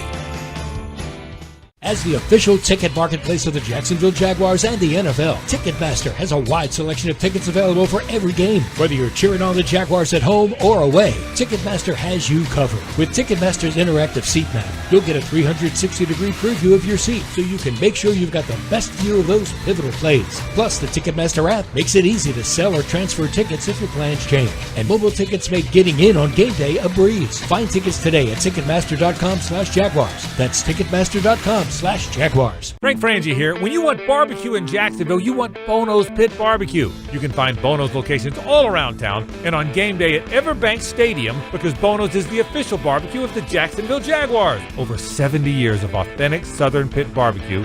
We are the local barbecue joint in BBQval for generations of people in Jacksonville. Go to bonosbarbecue.com to learn more or call 904-880-8310 today. And remember, if you don't see a pit, it ain't legit. Huddle up, score the title of most fired up Jags fan, and win the ultimate VIP watch party experience. 505 Southwestern has teamed up with the Jacksonville Jaguars, Bono's Pit Barbecue, and Yucatan Guac to give you and 30 friends an unforgettable experience. Hang with Jackson DeVille and the Roar cheerleaders at the Bono's Town Center location as you cheer on the Jags during their last game of the season against the Titans. Free food, Coors beer, and prizes included. Enter to win at Jaguars.com/sweepstakes.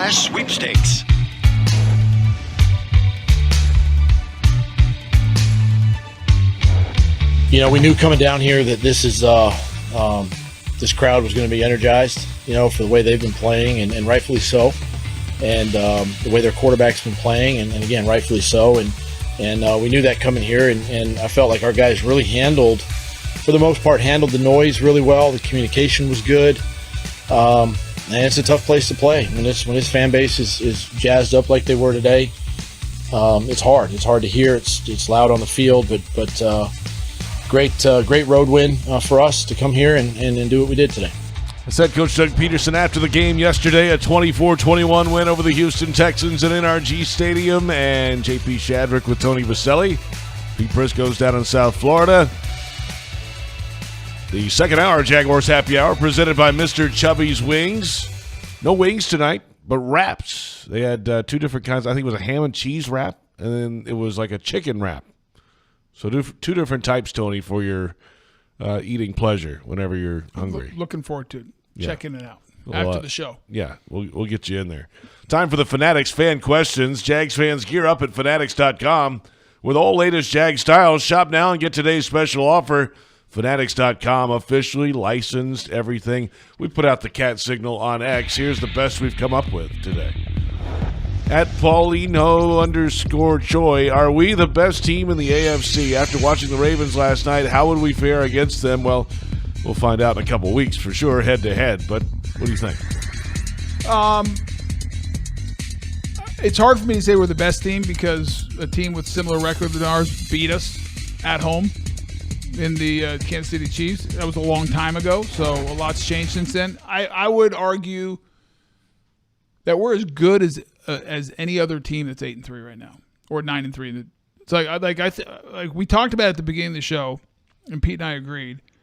I think there are 4 teams right now that have separated themselves from the rest of the AFC. I think it's the Chiefs, I think it's the Ravens, I think it's the Dolphins, and I think it's the Jaguars. And that's not always the case. The team with the best records kind of are clearly the best teams, but I think it's very clear this year that those 4 teams are a little bit better than everyone else. Now, where would you rank those? I mean, gun to head, neutral site field. You'd put the Chiefs one. I think. Patrick Mahomes is the best quarterback in the NFL. Right. I mean, yeah, you'd put the Chiefs one, and then now you'd probably put the Ravens. I don't know without Mark Andrews.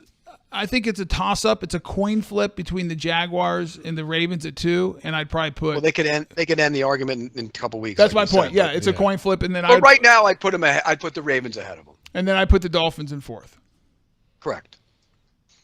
And especially with the injury to Phillips, their defensive end. That hurts. That's a big hit. Big hit. You can see that happening on that turf, by the way. That thing rolled up his back leg. You could see it when he pushed off right away. Yeah, terrible. They got a new field up there too, didn't they, this year? I don't know. Well, that's the same field that. Yeah, but they got a new surface. Rogers this year. did it on. That's where Smoot right. did his last year too, wasn't it? Yeah, but I think they got a new one after last season. I don't understand. Like, he just pushed off. How's it the turf? Like, are they saying it has too much give? I'd love to understand the science of what they're actually saying, that the turf is causing these Achilles injuries. Or does it not give? I don't know. I'm not being facetious. I don't have an opinion one way or another, but I hear a lot of players in the PA complaining about certain turf fields, and MetLife is at the top of the list of everyone's complaints. Well, here's the other thing. If they were all grass, then they'd look like Pittsburgh Stadium does every year at the end of the year, and everybody complain about that. Yeah, my point is, Pete, I'm not calling balls and strikes here. I'm not saying who's right or who's wrong. Right. I'd like to. No, I know. I know you're not. But I'm saying you know. Yeah, I want to understand the science. Like, tell me why that turf at MetLife caused Jalen Phillips to tear his Achilles when it literally happened as he pushed off. He wasn't moving. He wasn't coming to an immediate stop or trying to twist or turn. That's how Rogers happened. He was pushing off, kind of planting and pushing too. Yeah, but he had people hanging on him, so he had extra force. Like, there was no contact, nothing. He just planted to go, and his body said, "Not so fast." Isn't that kind of what the Smoot's injury was last year when he planted the Yeah, and so I just would I'll tell you what, though, as bad as they complain about these fields, compared to the old ones that you got, those artificial turf concrete blocks that they used to have. Concrete, like, just your whole body. It was like carpet on concrete. Your whole body hurt after that game. From the turf burns to the joints pounding on cement for 3 hours. I mean, it was. The seams. Oh. I'll never forget a Monday night up in Meadowlands playing the Jets.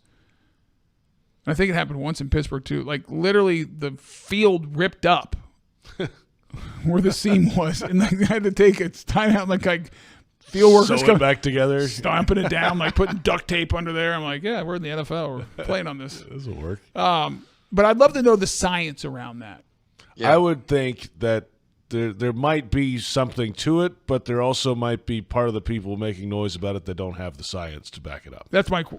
But you don't know. I don't know. Next question. At ExtremeChamp913, do you like Little in Cleveland going forward? This O-line looked great with that combo. We don't have a choice, so yes, I love it. That's what we're going with. Walker was... You could tell Walker Little hadn't played left tackle. He was not at the level he was before, and he had at least one MA I saw for sure in the run game. And he wasn't great. That was a guy get the edge on him once too. That wasn't Walker Little at his best. So based on just that, now him jumping from left guard, I promise you, he probably got no reps all week. Focused on playing left guard, which is a new position for him.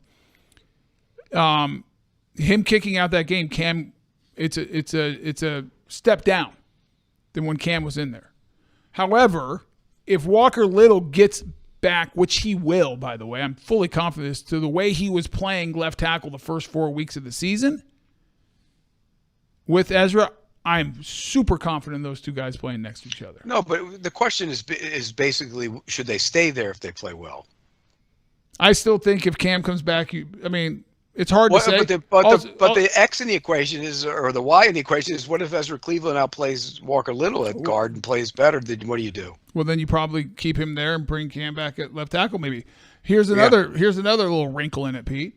What if the next 4 weeks when Cam's out, they just start steamrolling people in the run game and just this offense gets going, what we had expected from the beginning?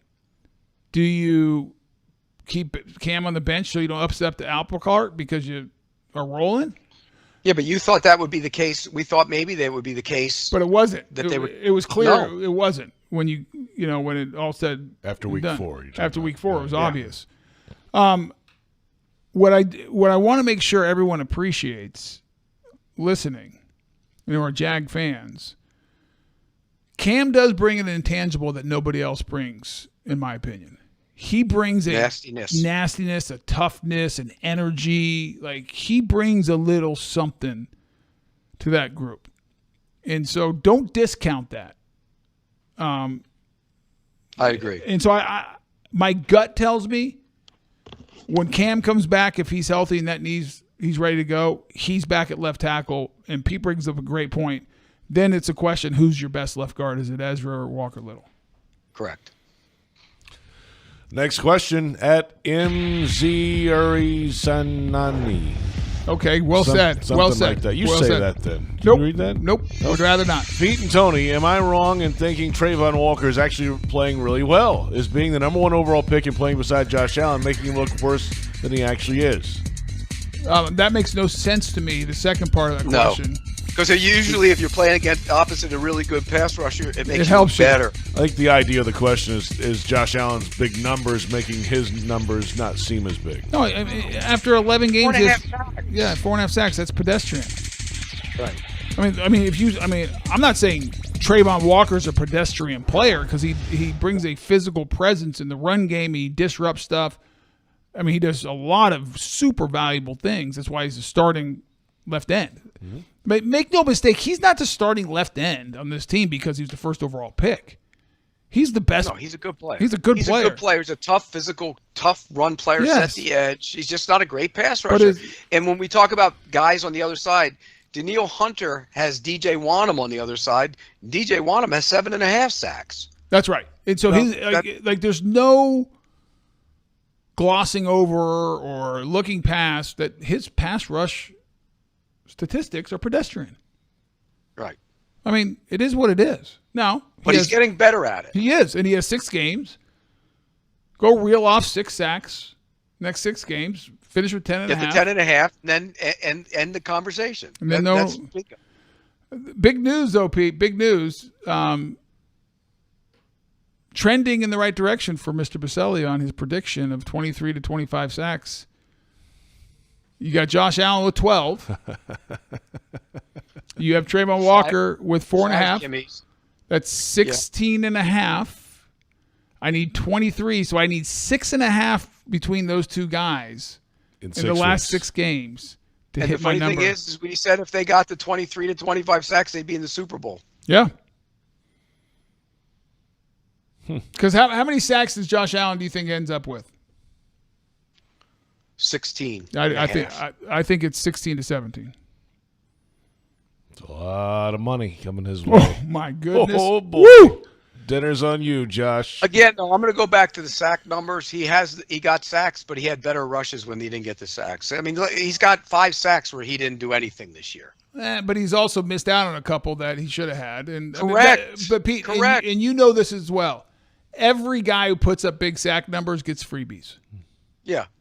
Oh, I get it. Yeah. I get it. But and to your point, yesterday, Pete, the first one was a blitz. Great call by Caldwell. He comes unblocked, so he gets a sack there. I thought he had 2 other really good rushes and the other 1.5 working inside. Because it's really hard to beat Tunsil on the outside because he's so athletic. He has good strong hands. But he had 12 pressures. Right. That's like what I mean. Like there 12 were other pressures ones where he had his hands on Stroud a couple times. 12 too. pressures. Yeah. At 9:04 JZ, our next question: did Pete have enough time to decide whether Cam crying met his criteria for tough or not? Ooh, good one, Pete. I want to hear how you answer that. What'd you think about Cam crying on the sideline? I probably would not have cried in that situation. But if you're hurt to the point where you think you're done for the year, I'm not going to have a problem with it. And I bet initially he probably thought he was done for the year. You know how I feel about it. The guy cares. It's important to him. He's fought through injuries in the past. You can care without crying. Oh, I didn't say you couldn't, Pete. Here we go again. Can I finish my statement? I let you say your idiotic statement, how you're so tough. I wouldn't cry. I would grit my teeth, and I would eat dirt, and I would say that because I'm Pete Prisco. I'm tough. If I thought I was done for the year. You crybabies. There's no crying in football. You're soft. That's what Pete sounds like, the old man sitting on the porch. Yes, that's exactly what you said. I mean, Cam's fought back from injury last year, dealt with a suspension. He's coming back playing good football. He's a proud man. He wants to prove that, that he's a high-paid player. He loves the game. He wants to be out there. And when you get hurt like that, it's devastating. Even if it's missing 6 weeks. We talked about this last week. Like I said, I have no problem with that. I'm not done, Pete. Quiet. Is when you are hurt, you feel like an out because you're not participating. You're not contributing to make a difference on the field. So, like, him crying, to me, the message is that he was emotional and he cares. It's important to him. Now, to Pete's point, I've also seen a lot of guys who it's important to and they care. They don't cry. My point is, who cares? He was emotional.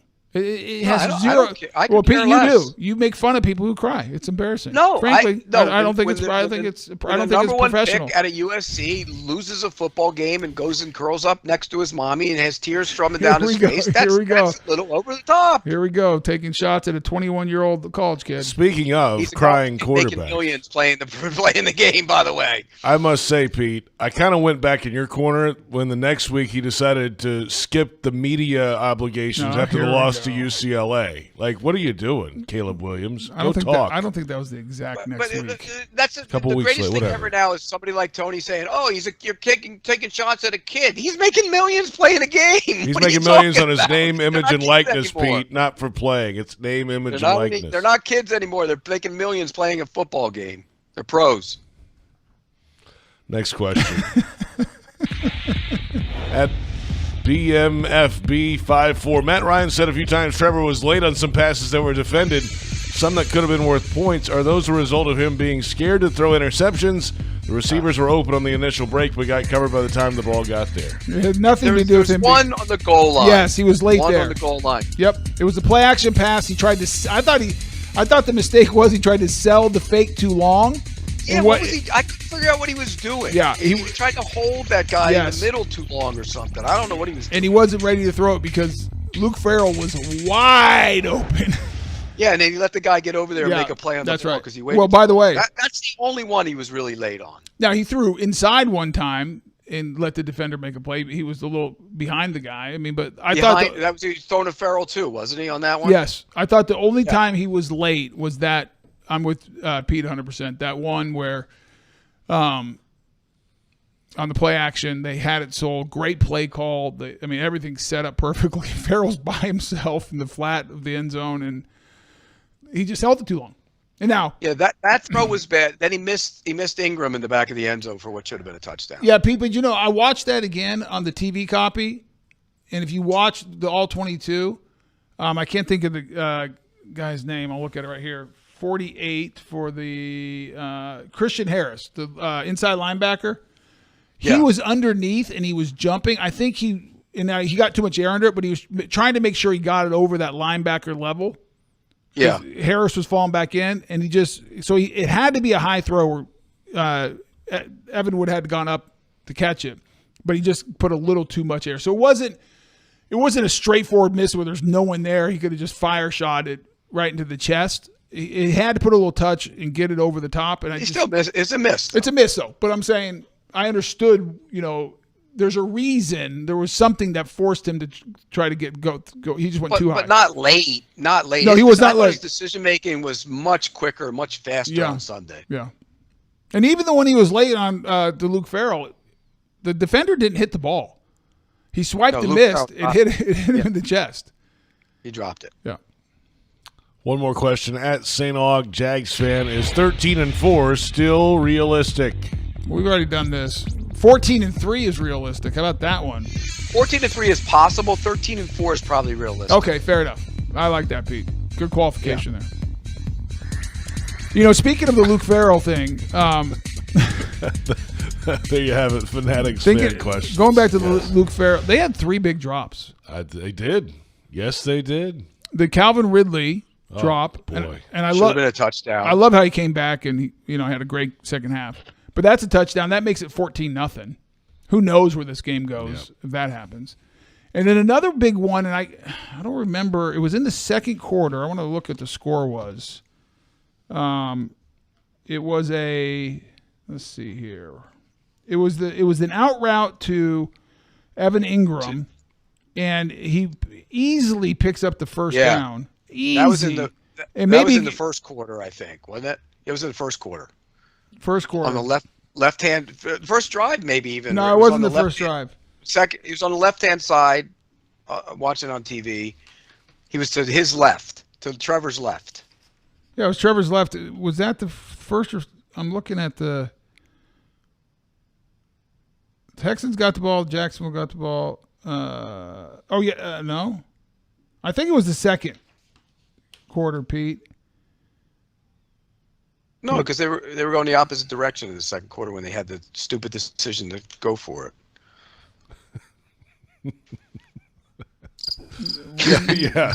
This is really great, Tony. Yeah, We're digging I'm sorry. deep here. Anyways, Tony, I think, it was but I a know drop. what you're talking about. He dropped it. He bobbled it, and he dropped it. That's right. And then was Kirk's a drop on the sideline? Yes, it was. He made a play to get his hands on it, but it was kind of a drop. It was a drop, but you know what happened there, Pete? I don't know if it showed up on TV, but you could see it live in the stadium.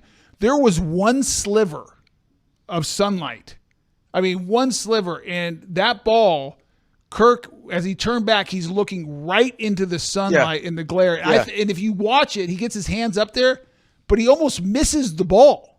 Right. It's almost like he lost it at the last second and Did couldn't anybody judge ask it. him that after the game? Because I bet he would say that he didn't see it. So yeah, there's some key. Those are some key drops right there. Yeah, you're right. It was the first drive that we led to a field goal. Pete, you're exactly right. It was a drop on that first drive by Evan Engram that would have probably put him on the edge of the red zone or in the red zone on that opening drive that they had to settle for 3. So those are other things. And I promise if you talk to Ridley, Engram, Farrell, and Kirk, they're like, we should catch those balls. And those are big plays. One other quick thing about the leads offense. to points. They ran 3 quick screens to the side, I think, and Tim Jones whenever he's on the field, they're running some kind of screen over in that direction. I think he played 5 plays the whole game, if I'm not mistaken, and 3 times they ran a quick screen over to his side because he's a good blocker, but it's kind of obvious, isn't it now? He's a very good blocker. It's your favorite play, Pete. The screen. Oh, I live for those quick throws. By the way, the screen to the back against the blitz was a great. D'Ernest Johnson. That was you like that one? That was a great play. Yeah, you like that? How many catches does Evan have on the year now? It's over 50, and he doesn't have a touchdown. It's remarkable. It's like the only one in league history. It's remarkable. He's having he's so valuable, and he's so good underneath, and he's got 64 catches now. I'm sorry, 524 through the air, no touchdown. And I think that's JP. Is that his first drop on the year? Like he is. I don't know that. He's so sure-handed. No, I think he's dropped 1 or 2 before. But JP, by the way, that screen is a different type of screen. I don't mind those kind of screens. Come on. Yeah, but I mean, Evan, we got to get Evan a touchdown, man. 64 catches. JP always defending the company ranks over there. Come on, JP. Jeez, come on. That's his Pete job. In his screens. Pete in his screens. Pete, he loves them. Last question before we're going to break. What was your favorite part about yesterday's game? Favorite part? Watching Trevor throw the football down the field. I knew it. I was going to say, I was watching the game. I'm like, Pete Prisco is so happy right now that they are going vertical. Yeah. I'm not saying it's bad. You don't go this way, you go that way. You go that way. We're back in a moment. Hey, grab your hats and get ready for a good time. Everbank Stadium welcomes country music legend George Strait with Chris Stapleton and Little Big Town, May 11th, 2024. Tickets on sale now. For more information, visit everbankstadium.com. You have a pair of boots, Tony? I do. As do I. I do. I don't like wearing them, though. I like wearing them. Well, I'm like 6'10" with my boots on. That seems a little too much. Tall. It's a lot of Tony. Yes. Back in a moment, we'll go around the NFL. Jaguars Happy Hour presented by Mr. Chubby's Wings.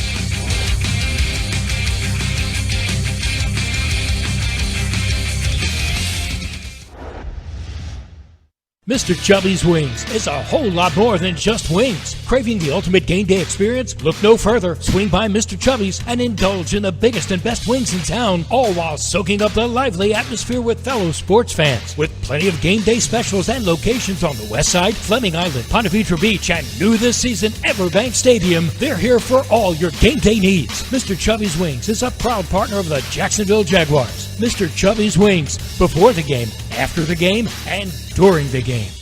Since 2014, there's been only one official home builder of the Jaguars, Dream Finders Homes. With quality-built homes and a speedy move-in process, we're in 20-plus communities in the best locations across Northeast Florida. Dream Finders Homes is everywhere you want to live. So get off the sidelines, Jags fans, and get into the game. Let Dream Finders help you navigate your home purchase and offer great interest rates. Visit DreamFindersHomes.com for all your move-in ready homes and step up your game. Huddle up, score the title of most fired up Jags fan and win the ultimate VIP watch party experience. 505 Southwestern has teamed up with the Jacksonville Jaguars, Bono's Pit Barbecue, and Yucatan Guac to give you and 30 friends an unforgettable experience. Hang with Jackson DeVille and the Roar cheerleaders at the Bono's Town Center location as you cheer on the Jags during their last game of the season against the Titans. Free food, course beer, and prizes included. Enter to win at jaguars.com/sweepstakes. Hello, I'm Dan Fields. If you're in the market for a full-size 8-passenger SUV, look no further than the Defender 130. And with the Defender 90, the 110, and this 130, there's luxury in the right size for everyone. Right, Sammy? Plus, when you buy or lease from Land Rover Jacksonville, you'll become a member of the Fields Amenities Program with complimentary loaners, car washes, our cafe, and much more, all at no charge.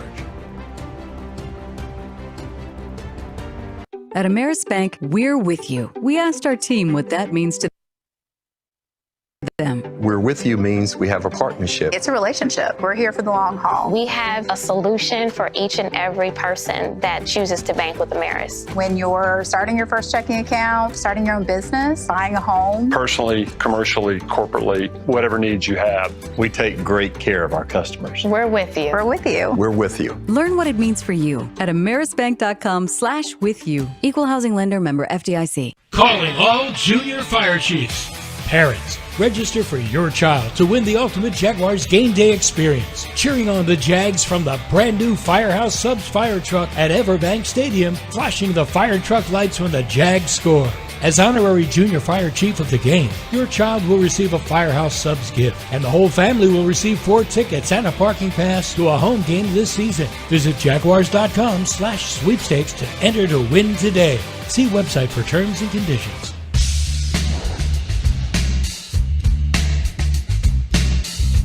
We're back. It's Jaguars Happy Hour presented by Mr. Chubby's Wings from the Hyundai Studios at the Miller Electric Center. J.P. Shadrick with Tony Boselli, Pete Prisco down in South Florida. For 10 years, Dream Finders Homes has been proud to call themselves the official home builder of the Jags. Visit DreamFindersHomes.com for all the available inventory. And go Jags. Yeah, go Jags. Go Jags. Jags are 8-3, first place, 2 games clear in the division, number 3 seed in the AFC playoff chase, and 6 games to go. It's good place to be. It's a good place to be. What's really interesting, yes, with all the hype and all the news coverage that Houston's gotten and C.J. Stroud, which by the way they deserve, they're a good football team. Secretly, like quietly, the Indianapolis Colts are 6-5 as well. They're in second place because they beat them and playing good football. Mm-hmm. Like they are playing good football, but Gardner Minshew, you can't take that team to the post. Well, I don't think they will, Pete. But give Shane Steichen a ton of credit coming in. It was not a good situation he inherited, and they cleaned house. In fact, before the game this week against Tampa, they cut one of the fan favorites, Shaq Leonard. Yeah, the linebacker. He had a bad back, didn't he? Yes. They weren't playing him. Gus benched him. I mean, it's interesting. Everyone coming in is like, oh, the AFC South stinks. It's the worst division, blah, blah, blah, blah. You got the Jags at 8-3, and you got the Texans and the Colts at both 6-5. And The Colts would be in right now if the playoffs started. That's right. They would be the 7th seed. And I'll give you another interesting one, Pete. And because I was on the bandwagon of jumping on this one and killing them, Sean Payton and the Denver Broncos. It's amazing. 6-5 now. They were so bad early. I mean, embarrassingly bad. 70 burger. I mean, just awful. And they've given up 80 points in 5 games, and they give up 70 in 1. That's amazing. They've had 16 takeaways in the last 4 games. They're playing good defense. I mean, Russell Wilson's still he's not a great quarterback anymore, in my opinion. But he's playing good quarterback, and Sean Payton's is designing stuff that highlights. He's got 20-4. He's got the best TD to interception ratio in the league. But you would agree, Pete, he's not. You think he's elite anymore? No. But he's having a good year. They've won 5 in a row now. 5 in a row. And they've got Houston, at LA Chargers, at Lions, 3 road games in a row. Home against the Patriots. Then it gets really easy, right? Yeah, home against the Patriots, home against the Chargers, at the Raiders. Those division games aren't easy no matter what. Yeah, those aren't easy. They're gonna have a tough time getting to 10. I think they end up 9-8 after starting 0-4. 1-5. Yeah. 1-5. If they get to 9, that might get them in. You never know. Got us in last year. Because you got to figure the Steelers are going to get in, or the Browns. One of them will get in. Probably the Steelers. I don't think the Browns. You think? They're so Steelers beat up. Get in? Yeah, I mean, the Texans' schedule is really favorable, by the way. Yeah, but this weekend got much tougher playing the Broncos. 3 weeks ago, they looked like a much easier game. The Bills. But then what do they got? They have twice against the Titans, don't they? Yeah, they have the Colts one more time and the Titans twice. Yeah. The Bills getting in? I don't know if the Bills get in. The Bills schedule the next. What they have the Chiefs in 2 weeks. I'm going to that game. Then we have. Then they have the Dallas Cowboys, don't they? Yeah, Chiefs at Kansas City. And then home against the Cowboys, at the Chargers, home against the Patriots, at the Dolphins. No, I don't think they get in. No, but nobody wants them in either. That's what you said earlier, yeah. If you're the force, it would be which seed the 2 would play them. You know, if Jacksonville were the 2, you don't want to play Buffalo. No. They're a dangerous team. You'd rather play the Colts. Oh yeah. Oh gosh, yes. Absolutely. Or the Broncos. Yes. Or the Texans, or the Colts again, or the Anybody Texans. but the Bills. I mean, keep on going down the list, Pete. I'll give you a bunch of teams that rather play. Anybody but the Bills. Let's go around the National Football League quickly, hit a couple of games from this week, and let's start with last night's game. Actually, yesterday afternoon's game, the Eagles-Bills game. Speaking of. I was on the plane, so I saw none of it. Pete, overtime. The Bills' defense is such a shell of itself. They couldn't get off the field. I mean, you go ahead late in that game. You can't let them go kick a tying field goal. Then you take the lead in overtime. You can't let them go get a touchdown and win it. So bad. Josh Allen was outstanding, by the way. Best player on the field. They missed a touchdown that would have won it. Yeah, following it on Twitter, it sounded like Josh Allen was just lighting it up. It was amazing. He played. It was sensational. And if Gabe Davis doesn't go the wrong way on his route, he wins it in overtime. He got a cover 0, and he had him open, and he went the wrong way. Has he won an overtime game since they changed the rule for him? No, 0-6. No. That's incredible. Yeah, someone said this, Pete. I'd love your opinion on this. That when he's at his best, Josh Allen is the best quarterback in the NFL. Would you agree with that? I would say it's probably as hard as anybody to defend because he can go run. You get him, and he's running past you for a first down and run over you. He can do so many different things. He did that to the Eagles on Sunday. Like I just think about it. If you put all the top quarterbacks, and I'm not going to go through all of them, name them. Yeah. And you said each of those at their very best, who are you taking? I'm still taking Mahomes. I probably would too. But I thought that was interesting. I read that on from a national. Because Allen can run too. Oh, Allen's great. I'm not saying I'm not saying anything. He's a great player. Monday Night Football. Justin Fields and the 3-8 Chicago Bears visit Minneapolis, and the 6-5 Minnesota Vikings, led by former Jaguars backup quarterback Josh Dobbs. Who you got tonight? I think the Bears are terrible. And I think the Vikings are a fun story, and Josh Dobbs. And give Kevin O'Connell a ton of credit. He's doing a great job. They've done this all without Justin Jefferson, their best player. And I think the Vikings win, Pete. I think the Vikings win too. I think this is a defense. Brian Flores has done a great job. He's one of the best defensive coaches in the league. They were terrible on defense last year. They blitz a lot, though. Do you blitz Justin Fields and take those chances? I don't know. It might have to change it up a little bit tonight, but the Vikings win. There you have it. The picks are in. What was the year the Jags had Nick Foles, Josh Dobbs, and Gardner Minshew on the roster? I'm trying to forget those years, JP. I like the Trevor Lawrence, and Trevor Lawrence. Pete Prisco, have a great week. We'll see you. All right, guys, take care. That's Tony Boselli. I'm J.P. Yeah, 2 weeks. Monday Night Football next week. And that'll do it for tonight. Thank you for listening to Jaguars Happy Hour presented by Mr. Chubby's Wings.